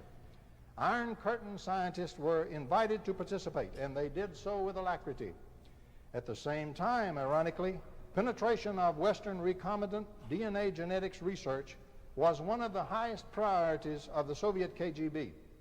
Many KGB scientists and agents were infiltrated into our labs under this program. Some cancer research labs at Fort Detrick, Maryland, for example, still to this day employ more communists than American scientists. In these cancer labs, animal viruses were repeatedly injected and re-injected into human cell cultures until new viral strains emerged that preferred human cells as hosts. These adapted viruses could then be cultured, and the effects or lack of effects of various chemicals and drugs against them could be ascertained. This is all a necessary part of the legitimate war on cancer. However, these new viruses are exactly what one would wish to develop if one were seeking a biological warfare virus to which humans were not resistant, and one which preferred humans as its host. Sometime during the early 1970s, KGB agents who had infiltrated U.S. cancer research laboratories may have deliberately contaminated the World Health Organization's smallpox vaccine with one or more of the lethal new viruses freely available in the Western cancer laboratories, available to them because they were working in those laboratories. Massive smallpox vaccination in Africa and other third world countries then resulted in the appearance and spread of the AIDS disease. Did you just say that the Soviets spread AIDS to everybody because they were using it as a biological weapon? Whoa. Now, if this thesis is true, then AIDS constitutes the first Soviet biological warfare strike against the West in what can only be categorized as the opening round in a unique new World War III. With the Koznachiev techniques, the Soviet KGB already has the effective electromagnetic antidote against AIDS and other lethal viruses anytime it wishes to employ it. Some Soviet citizens may die with AIDS, however, to serve as a deception plan and conceal the true Soviet electromagnetic anti-biological warfare capability. Meanwhile, the third world nations and the West will be devastated by the killer disease. Now, as if this were not enough, today there is even a British firm which will tailor-make a virus by computerized gene splicing techniques, and it will sell that virus to any purchaser for $10,000. Hosts of poorly controlled... $10,000 for your own chat. $10,000 for your own virus. Remember, this was 1988, so we're only 35 years more advanced than this, 36 more years more advanced than this. So that was back then. You could have your own custom-made virus for 10 grand. Nice, nice. Uncontrolled persons and laboratories are experimenting today with recombinant genetics all over the world. Much of the residue from these experiments is dumped into the biosphere to eventually produce innumerable recombinations and new viruses. Inevitably, some of these new viruses will be lethal and even fast-acting. So many other lethal viruses are almost certain to follow AIDS. whether from covert warfare strikes, fanatical terrorist groups, or inadvertent private contamination. Undoubtedly, some of these frightful new viruses are not going to be slow viruses or lentiviruses. Some will likely be highly infectious and quick-acting in the manner of some influenzas. Some will be transmitted successfully by insect vectors such as the voracious new Asian tiger mosquito now spreading across the southeast My dude just predicted COVID right now. This was like 35 years before it happened. U.S. Now, beginning in July 1976, powerful new Soviet over-the-horizon radars, the infamous woodpeckers, became operational. Extensive weather engineering over the U.S. had been accomplished by these weapon systems. Now, this has been separately documented by the present author, by C.B. Baker, editor of Youth Action News, Andrew Mikrowski of Canada's Planetary Association for Clean Energy, and other researchers such as Andrea Puharich. In addition, the woodpeckers possess the full range of TR wave weapon capabilities, including real-time holography capabilities and anti-stealth capabilities. Terrible anti-biological capabilities are also possessed by these weapon systems, and they are also highly effective as global launch phase and mid-course phase defensive weapons for use against U.S. missiles and bombers. In the launch phase, for example, track the missile as it's slowly rising, send it a huge pulse of TR wave or time-reversed wave energy, scratch one missile. In November 1985, the Soviets completed wet-run weapon... He just told us how we could wipe a missile out. Just shoot that longitudinal wave at the missile, the scalar wave at it, and poof, there it goes. Yeah, this is pretty wild stuff that we're dealing with here. It does make you question how much of politics really is at the heart of every issue that we face. Tests against U.S. missiles and aircraft, and at least 3 of NASA's shuttle launches, employing the woodpeckers in the launch phase, ABM, and anti-bomber mode. Now, in the target year, 1985, beginning in December, actual destruction of selected U.S. missiles and aircraft was accomplished. Targets destroyed by the Soviets included the Arrow DC-8 at Gander Air Force Base, Newfoundland on December the 12th, 1985. This is 2020. Tonight, remember this, Gander, Newfoundland. 248 U.S. soldiers killed in an air tragedy. Shattered families consoled by the president. Tragedy is nothing new to mankind, but somehow it's always a surprise. The official ruling, an accident. But was it, or did... Accident? Wow. Crap, I forgot what I was just going to say. Okay, we'll keep going. Did terrorists cause the worst air disaster in military history that no one survived? Then, in a major 2020 investigation, Lynn Scher re-examines the case. What caused the crash? One report says it was ice, but yet there's no proof that it was ice. It's just all theory. Were witnesses brushed off? Was evidence ignored? The hole blown through the fuselage strongly suggests that an explosion took place on board the airplane while it was still in flight. And the theory that could rock the nation. Do you really believe that Iran-Contra figures in that air crash? I think there's a strong possibility, and I think we need answers to these questions. The tragedy at Gander. What really happened? Targets destroyed by the Soviets included the shuttle Challenger, launched on January 28, 1986. The Titan 34D rocket, launched on April 18. He just say that the Soviets destroyed the Challenger? 1986. A U.S. Delta 178 rocket launched on May 3rd, 1986. And the French Ariane 2 rocket launched in late May 1986. In addition, a Nike Orion research rocket misfired over the New Mexico desert on April the 25th, 1986. This was the first failure of that rocket in 25 consecutive launches. During the same period, that is early in 1986, a spate of crashes of French military aircraft occurred over a 4-month period, causing French Defense Minister André Giraud to open a special investigation. Giraud may have discussed the possibility of Soviet sabotage of that rocket with Washington. 2 U.S. nuclear submarines, one of them the USS Atlanta in the Straits of Gibraltar, mysteriously ran aground, perhaps due to unsuspected interference with their guidance and navigation systems. In July 1986, a highly secret U.S. Air Force aircraft, possibly a stealth fighter, crashed near Bakersfield, California. The crippled aircraft was seen in trouble and photographed by Andy Hoyt. The aircraft was not on fire when it came down, and it did not explode in the air. It gave the attributes of a scalar electromagnetic interference with its control systems. Another loss of a possible stealth fighter occurred in 1987. Loss of these two secret aircraft may have been due to Soviet testing of time-reversed weapon capabilities and anti-stealth capabilities of the Soviet woodpecker weapon system. Now, hosts of other anomalous and mysterious incidents indicative of Soviet phase conjugate TR wave weapon utilization on a massive scale occurred in 1986. These are documented in my 1985 book, Fer de Lance, and in my forthcoming book, AIDS, Biological Warfare. However, a severe limitation on the unrestricted use of time-reversed wave weapons exists. Just in case the YouTube censors are out there, this is, I don't support any medical information of any parties that are speaking on the video here. We love vaccines, and we love medical information. That's not misinformation. This is for historical purposes. Yeah, that's it.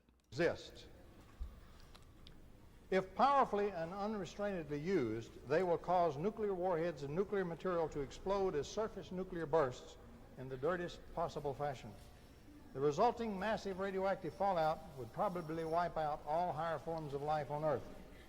Note that in 1960, Nikita Khrushchev actually stated that these fantastic weapons could wipe out all life on Earth if unrestrainedly used.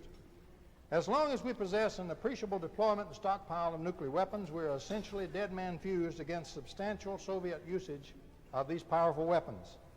Thus, Mikhail Gorbachev needs to thin out the deployed and stored Western nuclear warheads to allow a more unrestrained field of play for his decisive TR wave weapons.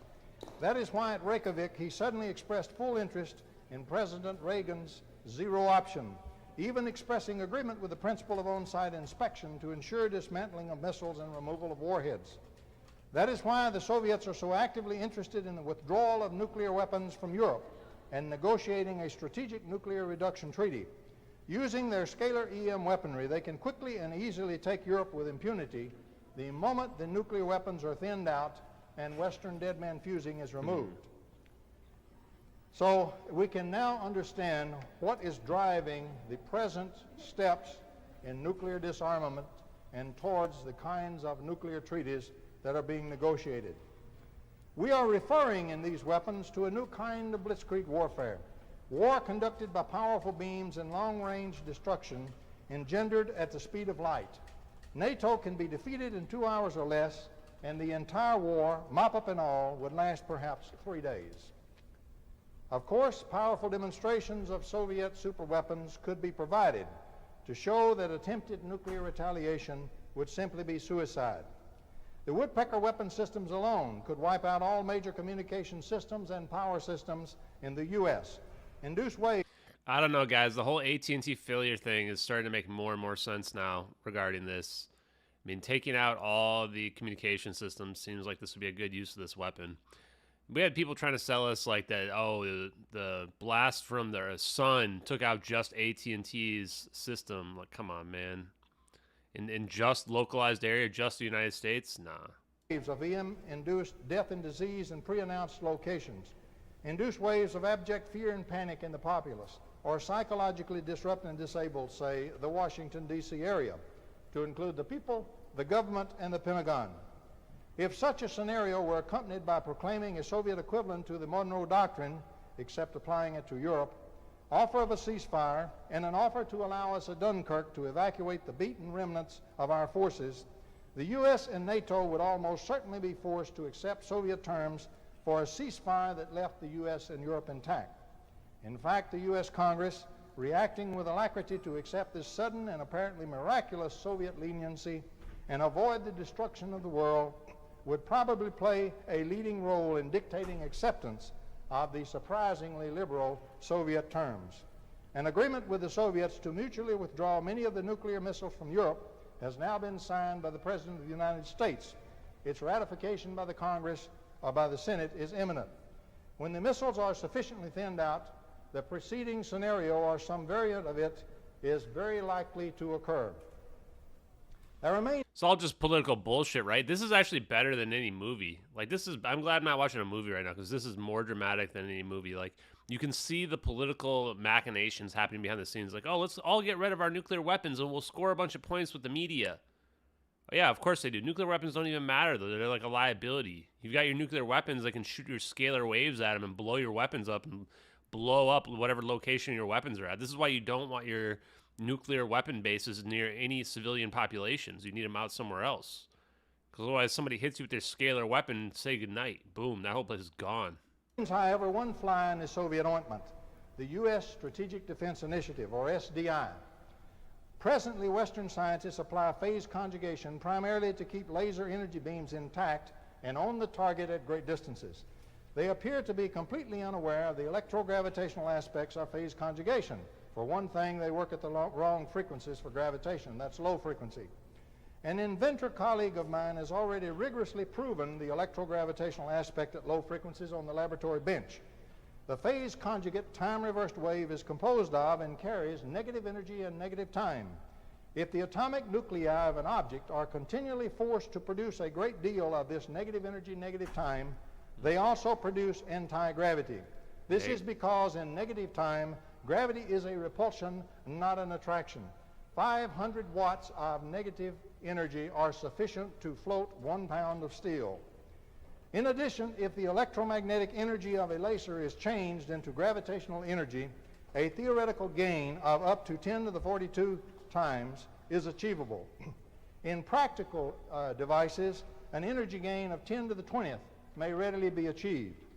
Applied to a modified laser in space, this electrogravitational gain factor is of overwhelming significance. In the U.S. SDI, U.S. scientists presently envision a high-energy laser in orbit, pumped perhaps by means of a nuclear explosion. The pulse beam from this laser would have sufficient power to destroy a rising strategic threatening ICBM in the launch phase, say at 10,000 miles away. Wow. If that same laser were converted to a scalar electromagnetics laser, wow, one that turns much of its electromagnetic energy directly into electrogravitational energy, it could blast and destroy possibly a quarter of a large nation, such as the Soviet Union, with a single shot.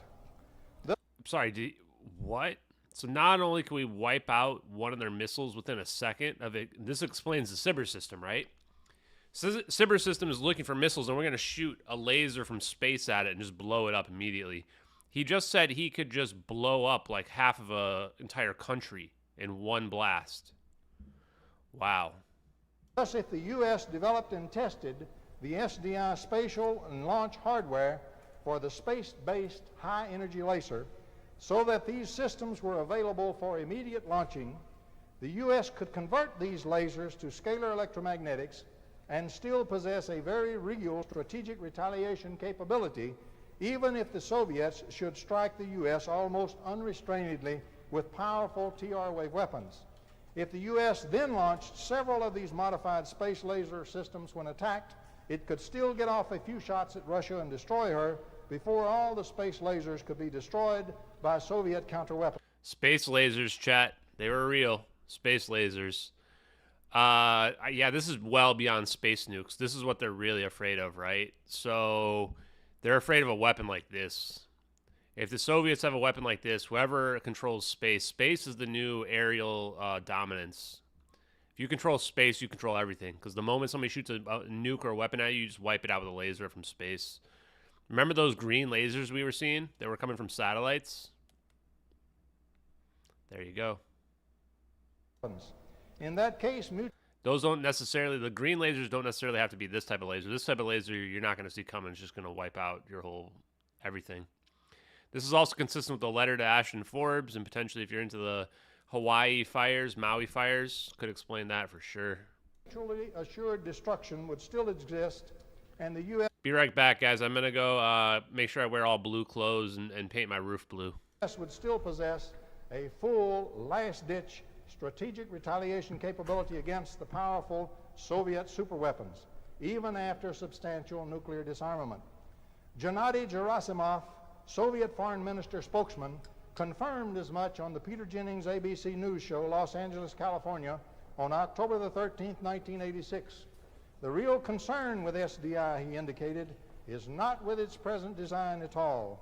Instead, the Soviet concern is the U.S. would make a great technical breakthrough and deploy new devices in space as a modification to SDI, presenting an unacceptable threat to the Soviet Union.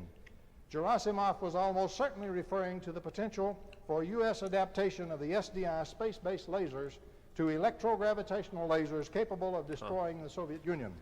If the high-energy laser weapons stay grounded in the laboratories and the system hardware is not developed and ready, that strategic retaliation capability is lost. For that reason, Gorbachev is adamantly insisting that the SDI defense must not be developed and tested in space. It must be confined to the laboratory. If Gorbachev can prevent the development and testing of the space-based high-energy laser and get the Western nuclear weapons thinned out, he immediately holds the decisive winning hand. The moment he holds it, he will most certainly use it. This is where we are now vis-a-vis the Soviets. This is the background necessary to understand the full context of the present jousting between the Soviet Union and the U.S. and involving the rest of the world. In the Washington Times of August 26, 1986, Soviet Chief of Staff Sergei Akhromayev warned the United States that the Soviet Union could have an unpleasant surprise response if the U.S. deploys its SDI in space. He stated, if the United States deploys a shield in space... Does this graphic look like anything, chat? This looks almost exactly like the signals intelligence graphic from Lockheed Martin. Looks almost exactly like it. If you just add some missiles and super beam weapons, then you've got your Lockheed Martin signals intelligence thing right here. The Soviet Union will have several options, none of what Washington would wish. The Soviet Union will very quickly find a response of which the United States has no inkling as yet. The leaders and people of the free world must be made aware of these terrible Soviet time-reversed wave weapons and their awesome capabilities.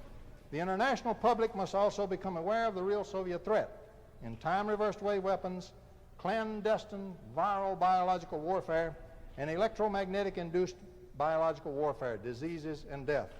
Strong public support in the free world is necessary for the hard decisions the free world government leaders have to make to counter this hidden threat. Finally, it is absolutely essential that all persons, public, private, and governmental, become aware that the West has already been attacked, both with time-reversed wave weapons and biological warfare strikes. The West must quickly learn to defend itself in a totally new kind of war, one that is quite different from any previously fought, and one that is not fought on the battlefield. Nuclear disarmament and true peace in the world are dreams that strongly stir the hearts of all the peoples of the free world.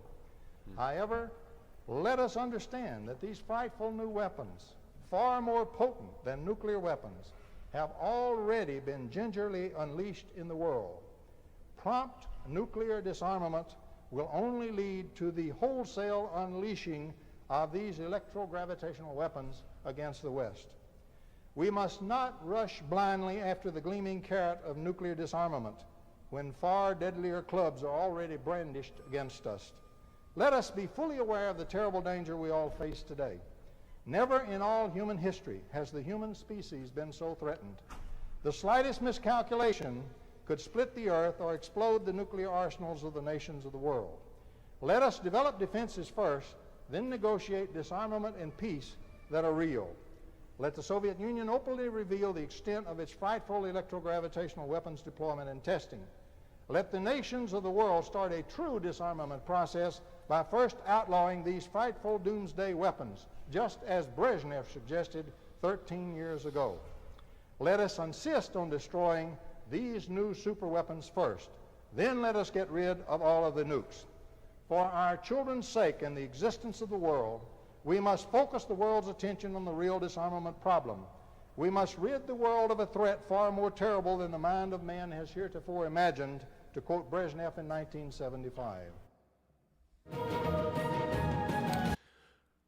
Okay, so real quick, that's really interesting because now it makes me think about the motivations of the people trying to keep this stuff hidden. They're trying to keep it hidden because they want disarmament. They want to get rid of it. They don't want us to even know about it. Technology is so scary that it can wipe out entire countries. It can cause earthquakes. It could cause nuclear weapons to blow up. So Al Kreider, you need to understand, people would think that you need, where's the energy going to come from? He already explained that as well. So there's two things you need to understand about our reality. One is that there's an extra dimension that we don't perceive, an underlying framework to the matrix or a construct that we live in. The second one is that we have access to what we would refer to as unlimited free energy over unity. The capability to tap into the negative entropy of the underlying framework of the universe. This is where the scalar physics comes into play. And the secret here is something that is two factors. One is all we need to do is we need to have a counter wave to the wave that we're putting in. It's an exact counter wave. And then we have the ability to amplify it up. This is where we might not even need high energy levels in order to produce this effect. And this is where also we have potentially unlimited energy to tap into as well. The underlying framework of our reality, the negative entropy of our reality, negative energy, and energy, I think, as he refers to it. And when you think about these aspects and you realize that that's the true nature of our reality, and that the Maxwell equation for the B field is simply set incorrectly from 0 to A, now the answers to all the questions out there are solved. Perfectly harmonious with Maxwell's equations, electrical engineering, and physics. That's the scary part of all of this.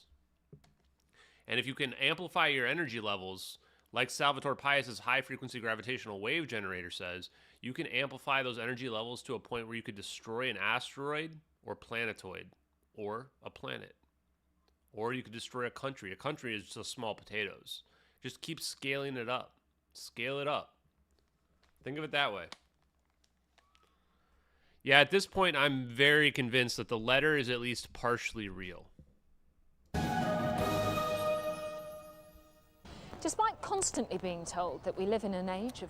Also, I want to point out, people can't make up all of that without some basis in reality. The way that he was doing it off the cuff like that, you would have to think if he's disinformation or lying, he would have had to practice that hundreds of times. The thing about lying, everybody, is that you get caught. You get caught in your lie. You get caught in the tangled web you weave of lies. Because once the threads start to unravel, everything comes apart.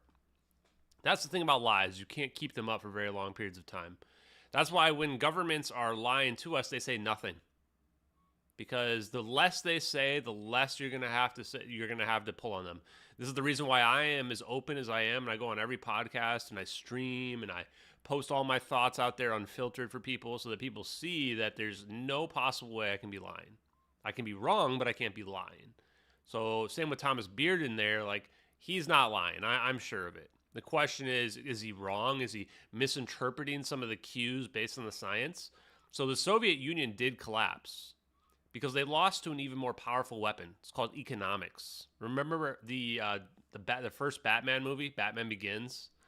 They learned a new weapon, economics. And economics matters as well. Your country falls apart. This is how potentially we were behind the Russians, and then their economy fell apart. And what happened? The United States economy took off, especially under Reagan in the 80s. And maybe we pulled ahead from there. Maybe we're ahead of everybody right now. I certainly believe that the United States government is ahead of all the other countries. Now, Russia may not be that far behind because if you have a super weapon like this, it brings back the whole Cold War situation where anybody that uses this weapon, it's going to be the end of the earth. It's just game over. It also explains why we have the cyber system and why we're looking at infrared as well. We're looking for these types of detections. This is why we have our neutrino detector. This is why we're checking the ionosphere all the time.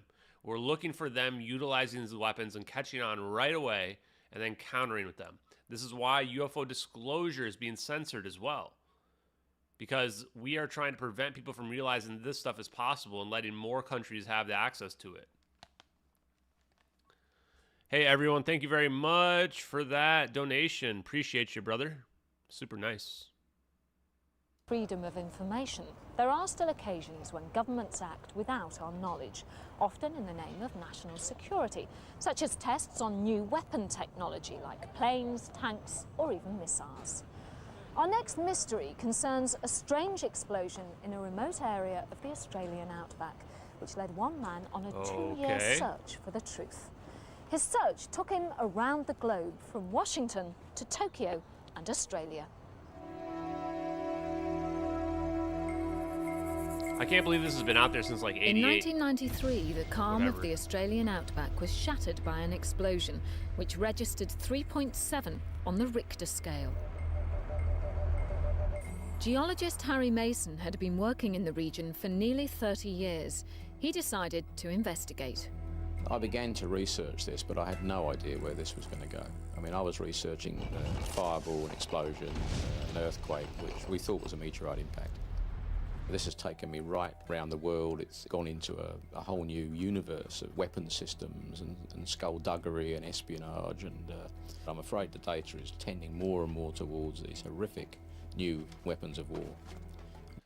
Yeah, and for the person in the chat, this old television feels less brain rotty. Yeah, honestly, television's gotten so terrible recently.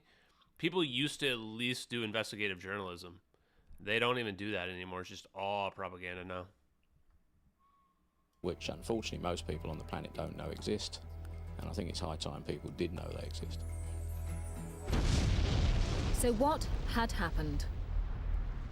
Earthquakes are non-existent in this part of the goldfields. It hasn't had any in Aboriginal memory or in seismic recorder memory since 1900. So got pretty excited about this. This was going to be a fantastic thing to research.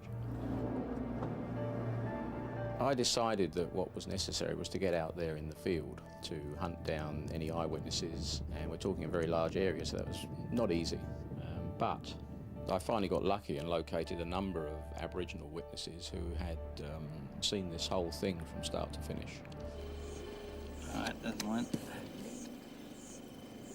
What he saw was a sort of a light coming from the west, went straight over the top of us.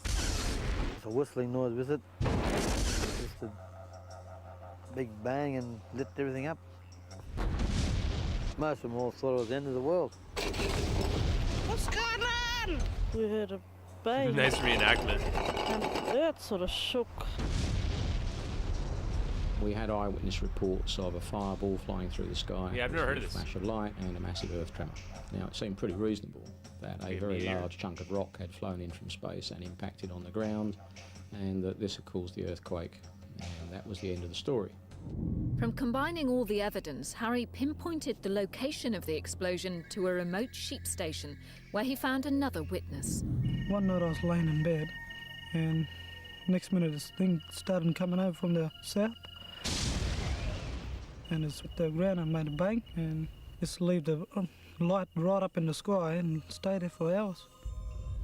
Stayed there for hours? Now, the clincher really is Kelman's evidence for when this thing ended. It turned off as if someone threw a light switch. One moment it was there, the next moment it wasn't. And you're starting to really wonder, this is one hell of a strange kind of meteorite. If it was a meteorite at all. One way of solving this argument was to actually go out there and find an impact crater.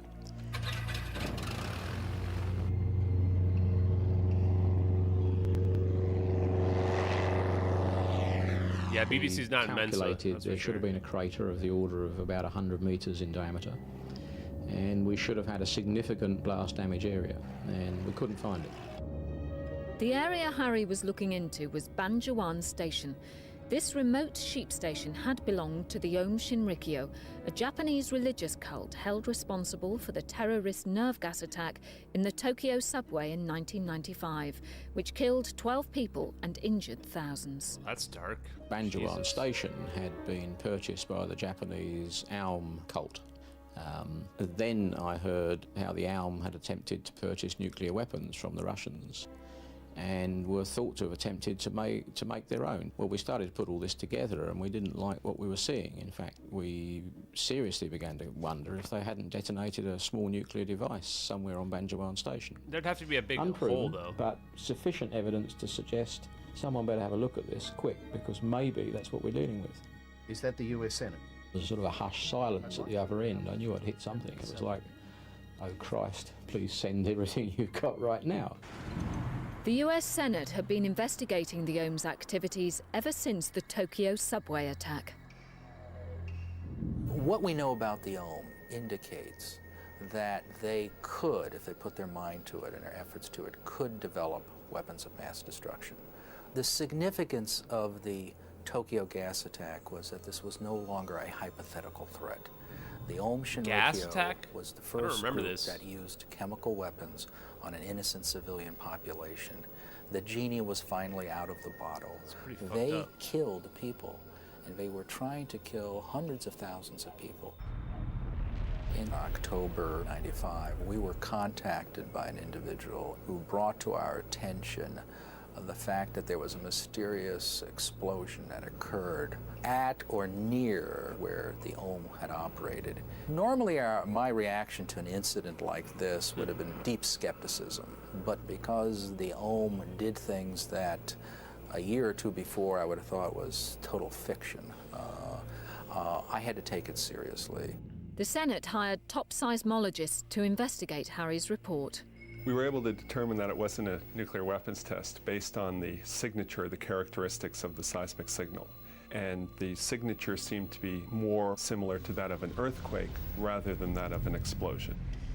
The problem with that is we don't normally associate earthquakes with objects flying through the sky, loud noises, and bright flashes of light that light up the night. Weird. After analyzing the satellite images, well, we haven't found any smoking gun. There's no obvious crater there with a smoldering meteorite. So if the eyewitness accounts are credible, and it's not a meteorite. It's from the mid-90s, and they had satellite imagery of the location, the exact time when supposed meteorite might have hit it. But we're supposed to believe that it couldn't see an airplane. They couldn't see an airplane that was flying rogue for 8 hours in 2014, 20 years later. Come on, get out of here with this. You can make a laser scalar wave using crystal fused magnesium, just like bismuth magnesium on Alien Scientist. Yeah, I believe that, Diet Dazzle. I believe it. An impact, and it's not an earthquake. Then what is it? The Aum were interested in some very strange and bizarre weaponry, some of which was science fiction. But with the Aum, the difficulty was that science fiction and reality were very much mixed. And that made them so interesting and also so scary. The Senate had discovered that the Aum were interested in the work of a scientific pioneer called Tesla. Tesla? Tesla, you say? Okay. Right. No, I'm with you. I'm with you. Instant red We're flag with you here, went up chat. here because, as it happens, I'm a bit of a Tesla buff. I have a lot of Tesla's books and books about Tesla. Yeah, okay. And I remember with you. that somewhere in there was some data with you, about chat. creating earthquakes. Tesla had developed a theory, although not proven, of making earthquake machines or weapons that would cause earthquakes through alternating waves and currents. What he's saying is I can flick a switch and I can create an explosion anywhere on the other side of the planet which you can't defend against. And that explosion is of the same order of magnitude as a nuclear blast.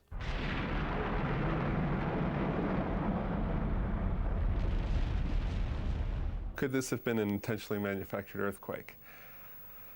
I don't know of any way of remotely triggering earthquakes. There is certainly no credible scientific or geophysical mechanism for remotely generating earthquakes. Except for At a this scalar point, wave. A scenario like that would still be science fiction. Or it's 2 science years fact. after he started his investigation, Harry still feels he One or the hasn't other. found the answer. I'm quite prepared to be wrong. Let's look at the various scenarios that may be involved here. Meteorite impact, problem, no crater. Earthquake, fine, but there's a problem. How do we explain the moving fireball and the huge explosion? I'm the only person who's actually taken the trouble to go out to Banjuan, interview the witnesses and gather the evidence. And I am convinced there is something far more sinister has happened out there and is happening in the Australian outback. These are the only traces left of the Aum's occupation of Banjuan Station. Their leaders are now on trial, but in spite of this, John Sopko believes that the mysterious events in Australia might signal the nature of terrorism of the future. The Aum Shinrikyo itself is no longer a threat. The Japanese authorities have effectively eliminated that threat by arresting hundreds of individuals, seizing their assets, and putting on trial all of their major leaders. What still is a threat is an Aum-like group that could be anywhere. It could be in England, it could be in Australia, it could be in the United States. And it may not be led by a semi-blind Buddhist acupuncturist. It could be anyone who could do it. Because now weapons of mass destruction can be made by an individual in their bathtub and can be used. And so the motive of individuals and the potential for their use is out there.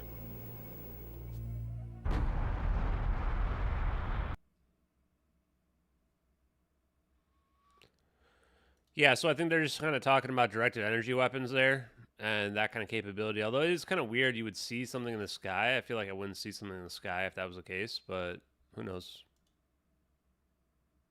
1977. Israel's secret weapon. Okay, well, let's not get anti-Semitic here. I don't want to get canceled tonight.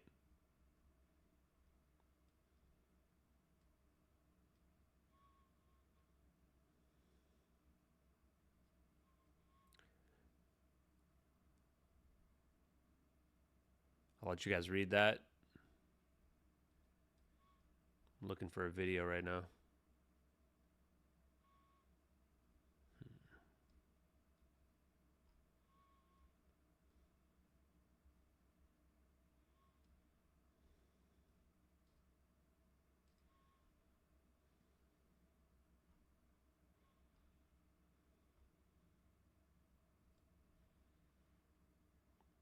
Unusual rings on radar screen become subject of speculation.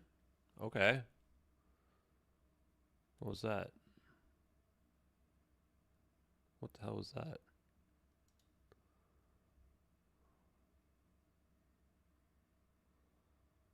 Well, that's weird.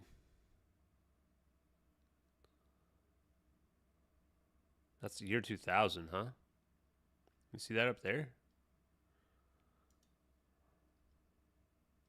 Weird.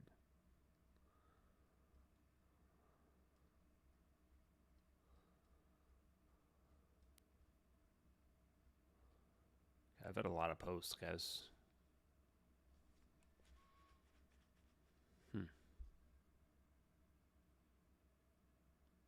So it's just going to show weird rings here now.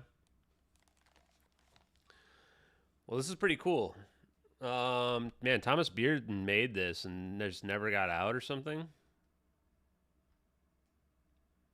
Pretty bizarre.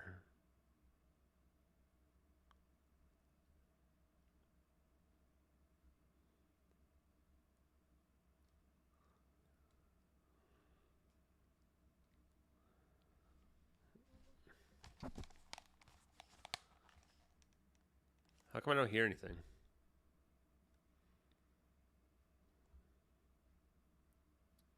That was Greg Gutfield, though. U.S. weapon test caused Haiti earthquake. There's a lot of people saying the same thing, though, right? Pretty weird. Okay, I'm looking for this video.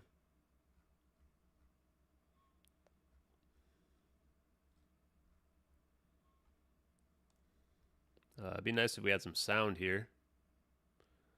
Is that a cat between some bread? It's messed up. Okay, well, I don't know if this is it, because this is kind of weird, but... Okay. I'm going to let it play for like another 30 seconds. If nothing really happens, I'm going to close out of this video. That was interesting, though, chat. Really interesting.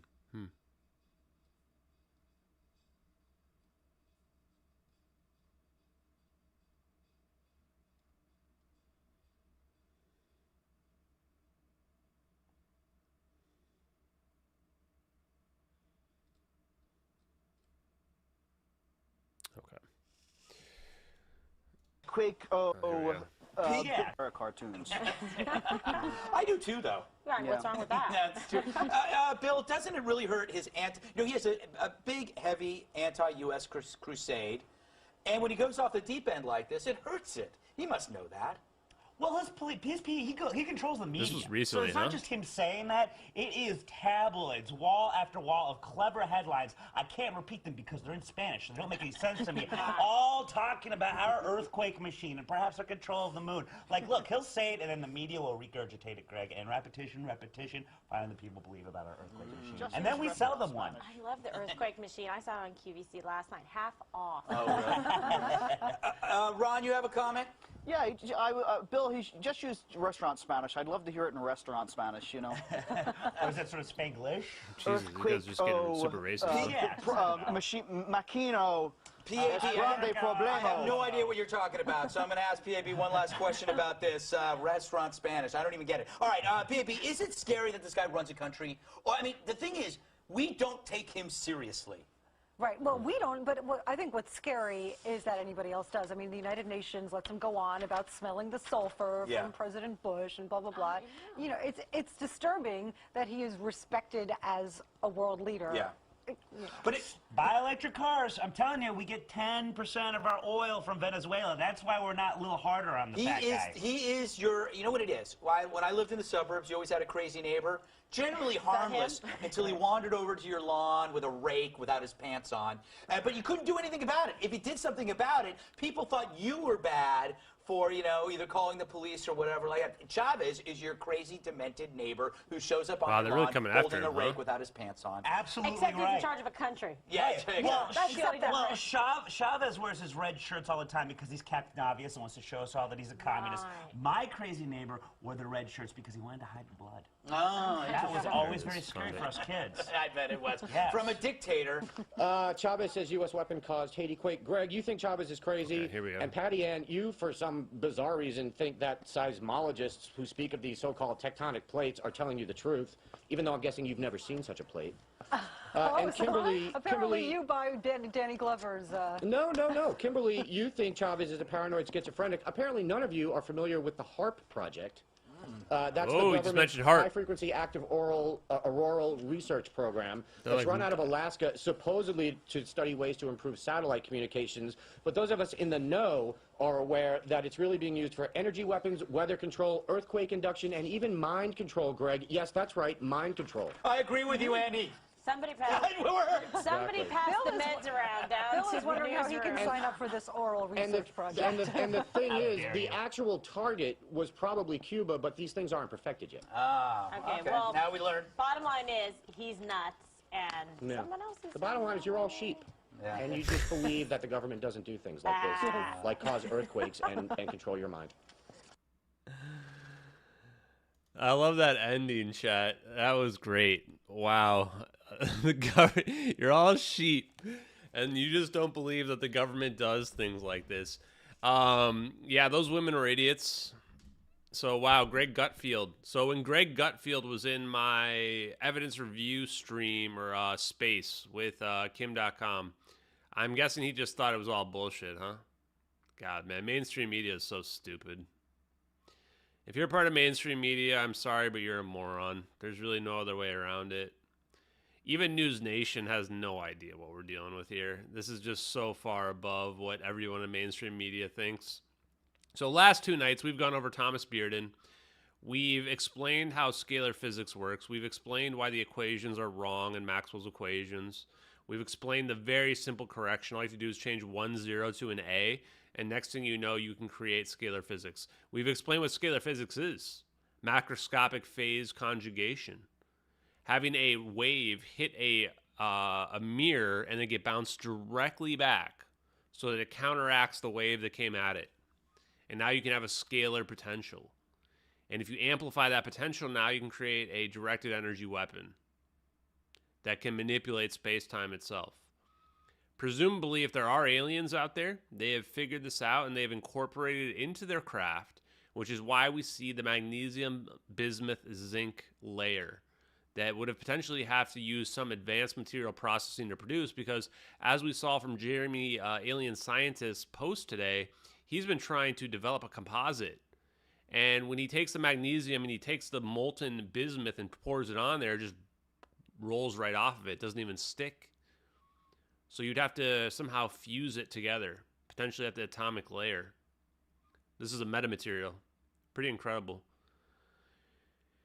Anyway, Bahram you. Yeah, so for the haters as well, like whether or not you believe in the science really doesn't matter. It doesn't matter. It's like saying that you think gravity's stupid and that people don't understand how gravity works.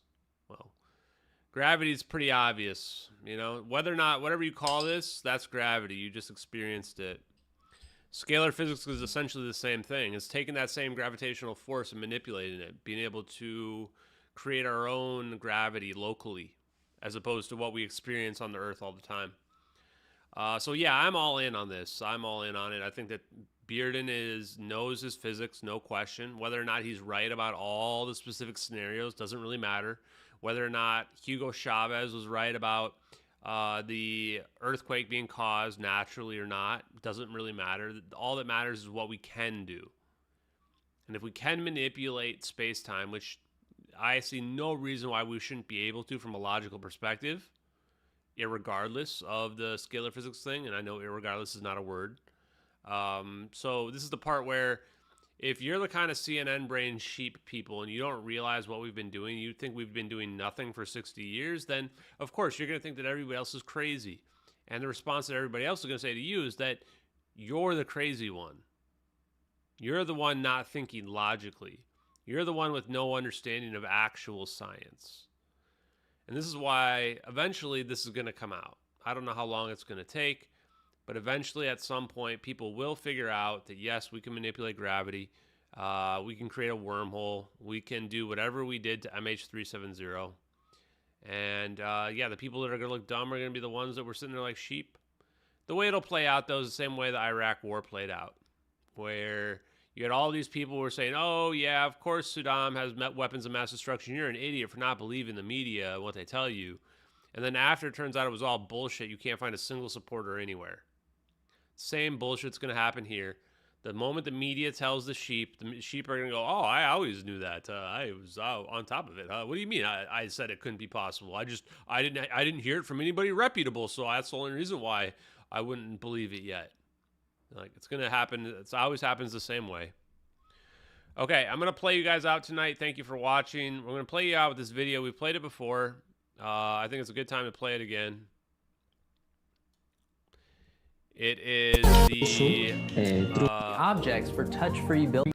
In Levy, it's kind of long, but we're going to play it anyway. Here we go, guys. You'll recognize it if you've been around for a while. If not, you will enjoy it. Print's video, you can see the interference patterns created by the sound waves. Pure geometry. A new device called LeviPrint uses sound waves to levitate and to manipulate objects for touch-free building. Resonance frequencies, everything vibrates. Have you ever, like if we had an electric razor, we plugged it in, turned it on, set it on this table, it's going to move around, isn't it? You ever seen that? Yeah. That's the beginning of the concept because it's vibrating. Everything vibrates at a frequency, and if you know that frequency, you can control things. LeviPrint is a system that can levitate, manipulate different objects to assemble complex pieces. This is a generator that has no moving parts. It's all based on geometry. Of course, these objects could be small spheres, but also droplets of glue, things that we can levitate, move, and rotate sticks. The levitation is created by sound waves that have a frequency approximately double the highest frequency that we humans can hear.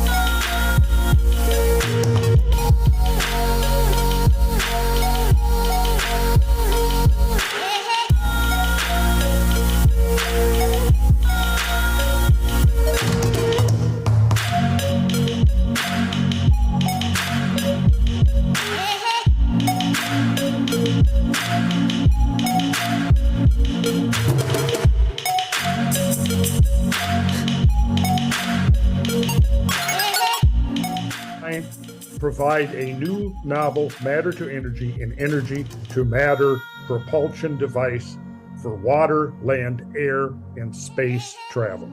Did you see Elon Musk's wonder? Is he essentially sending a shot off the bow to people who he thinks are going after him, which is that I have knowledge of something, and a limitless energy device? This may sound corny. It does sound corny, but love is the answer. It is the answer.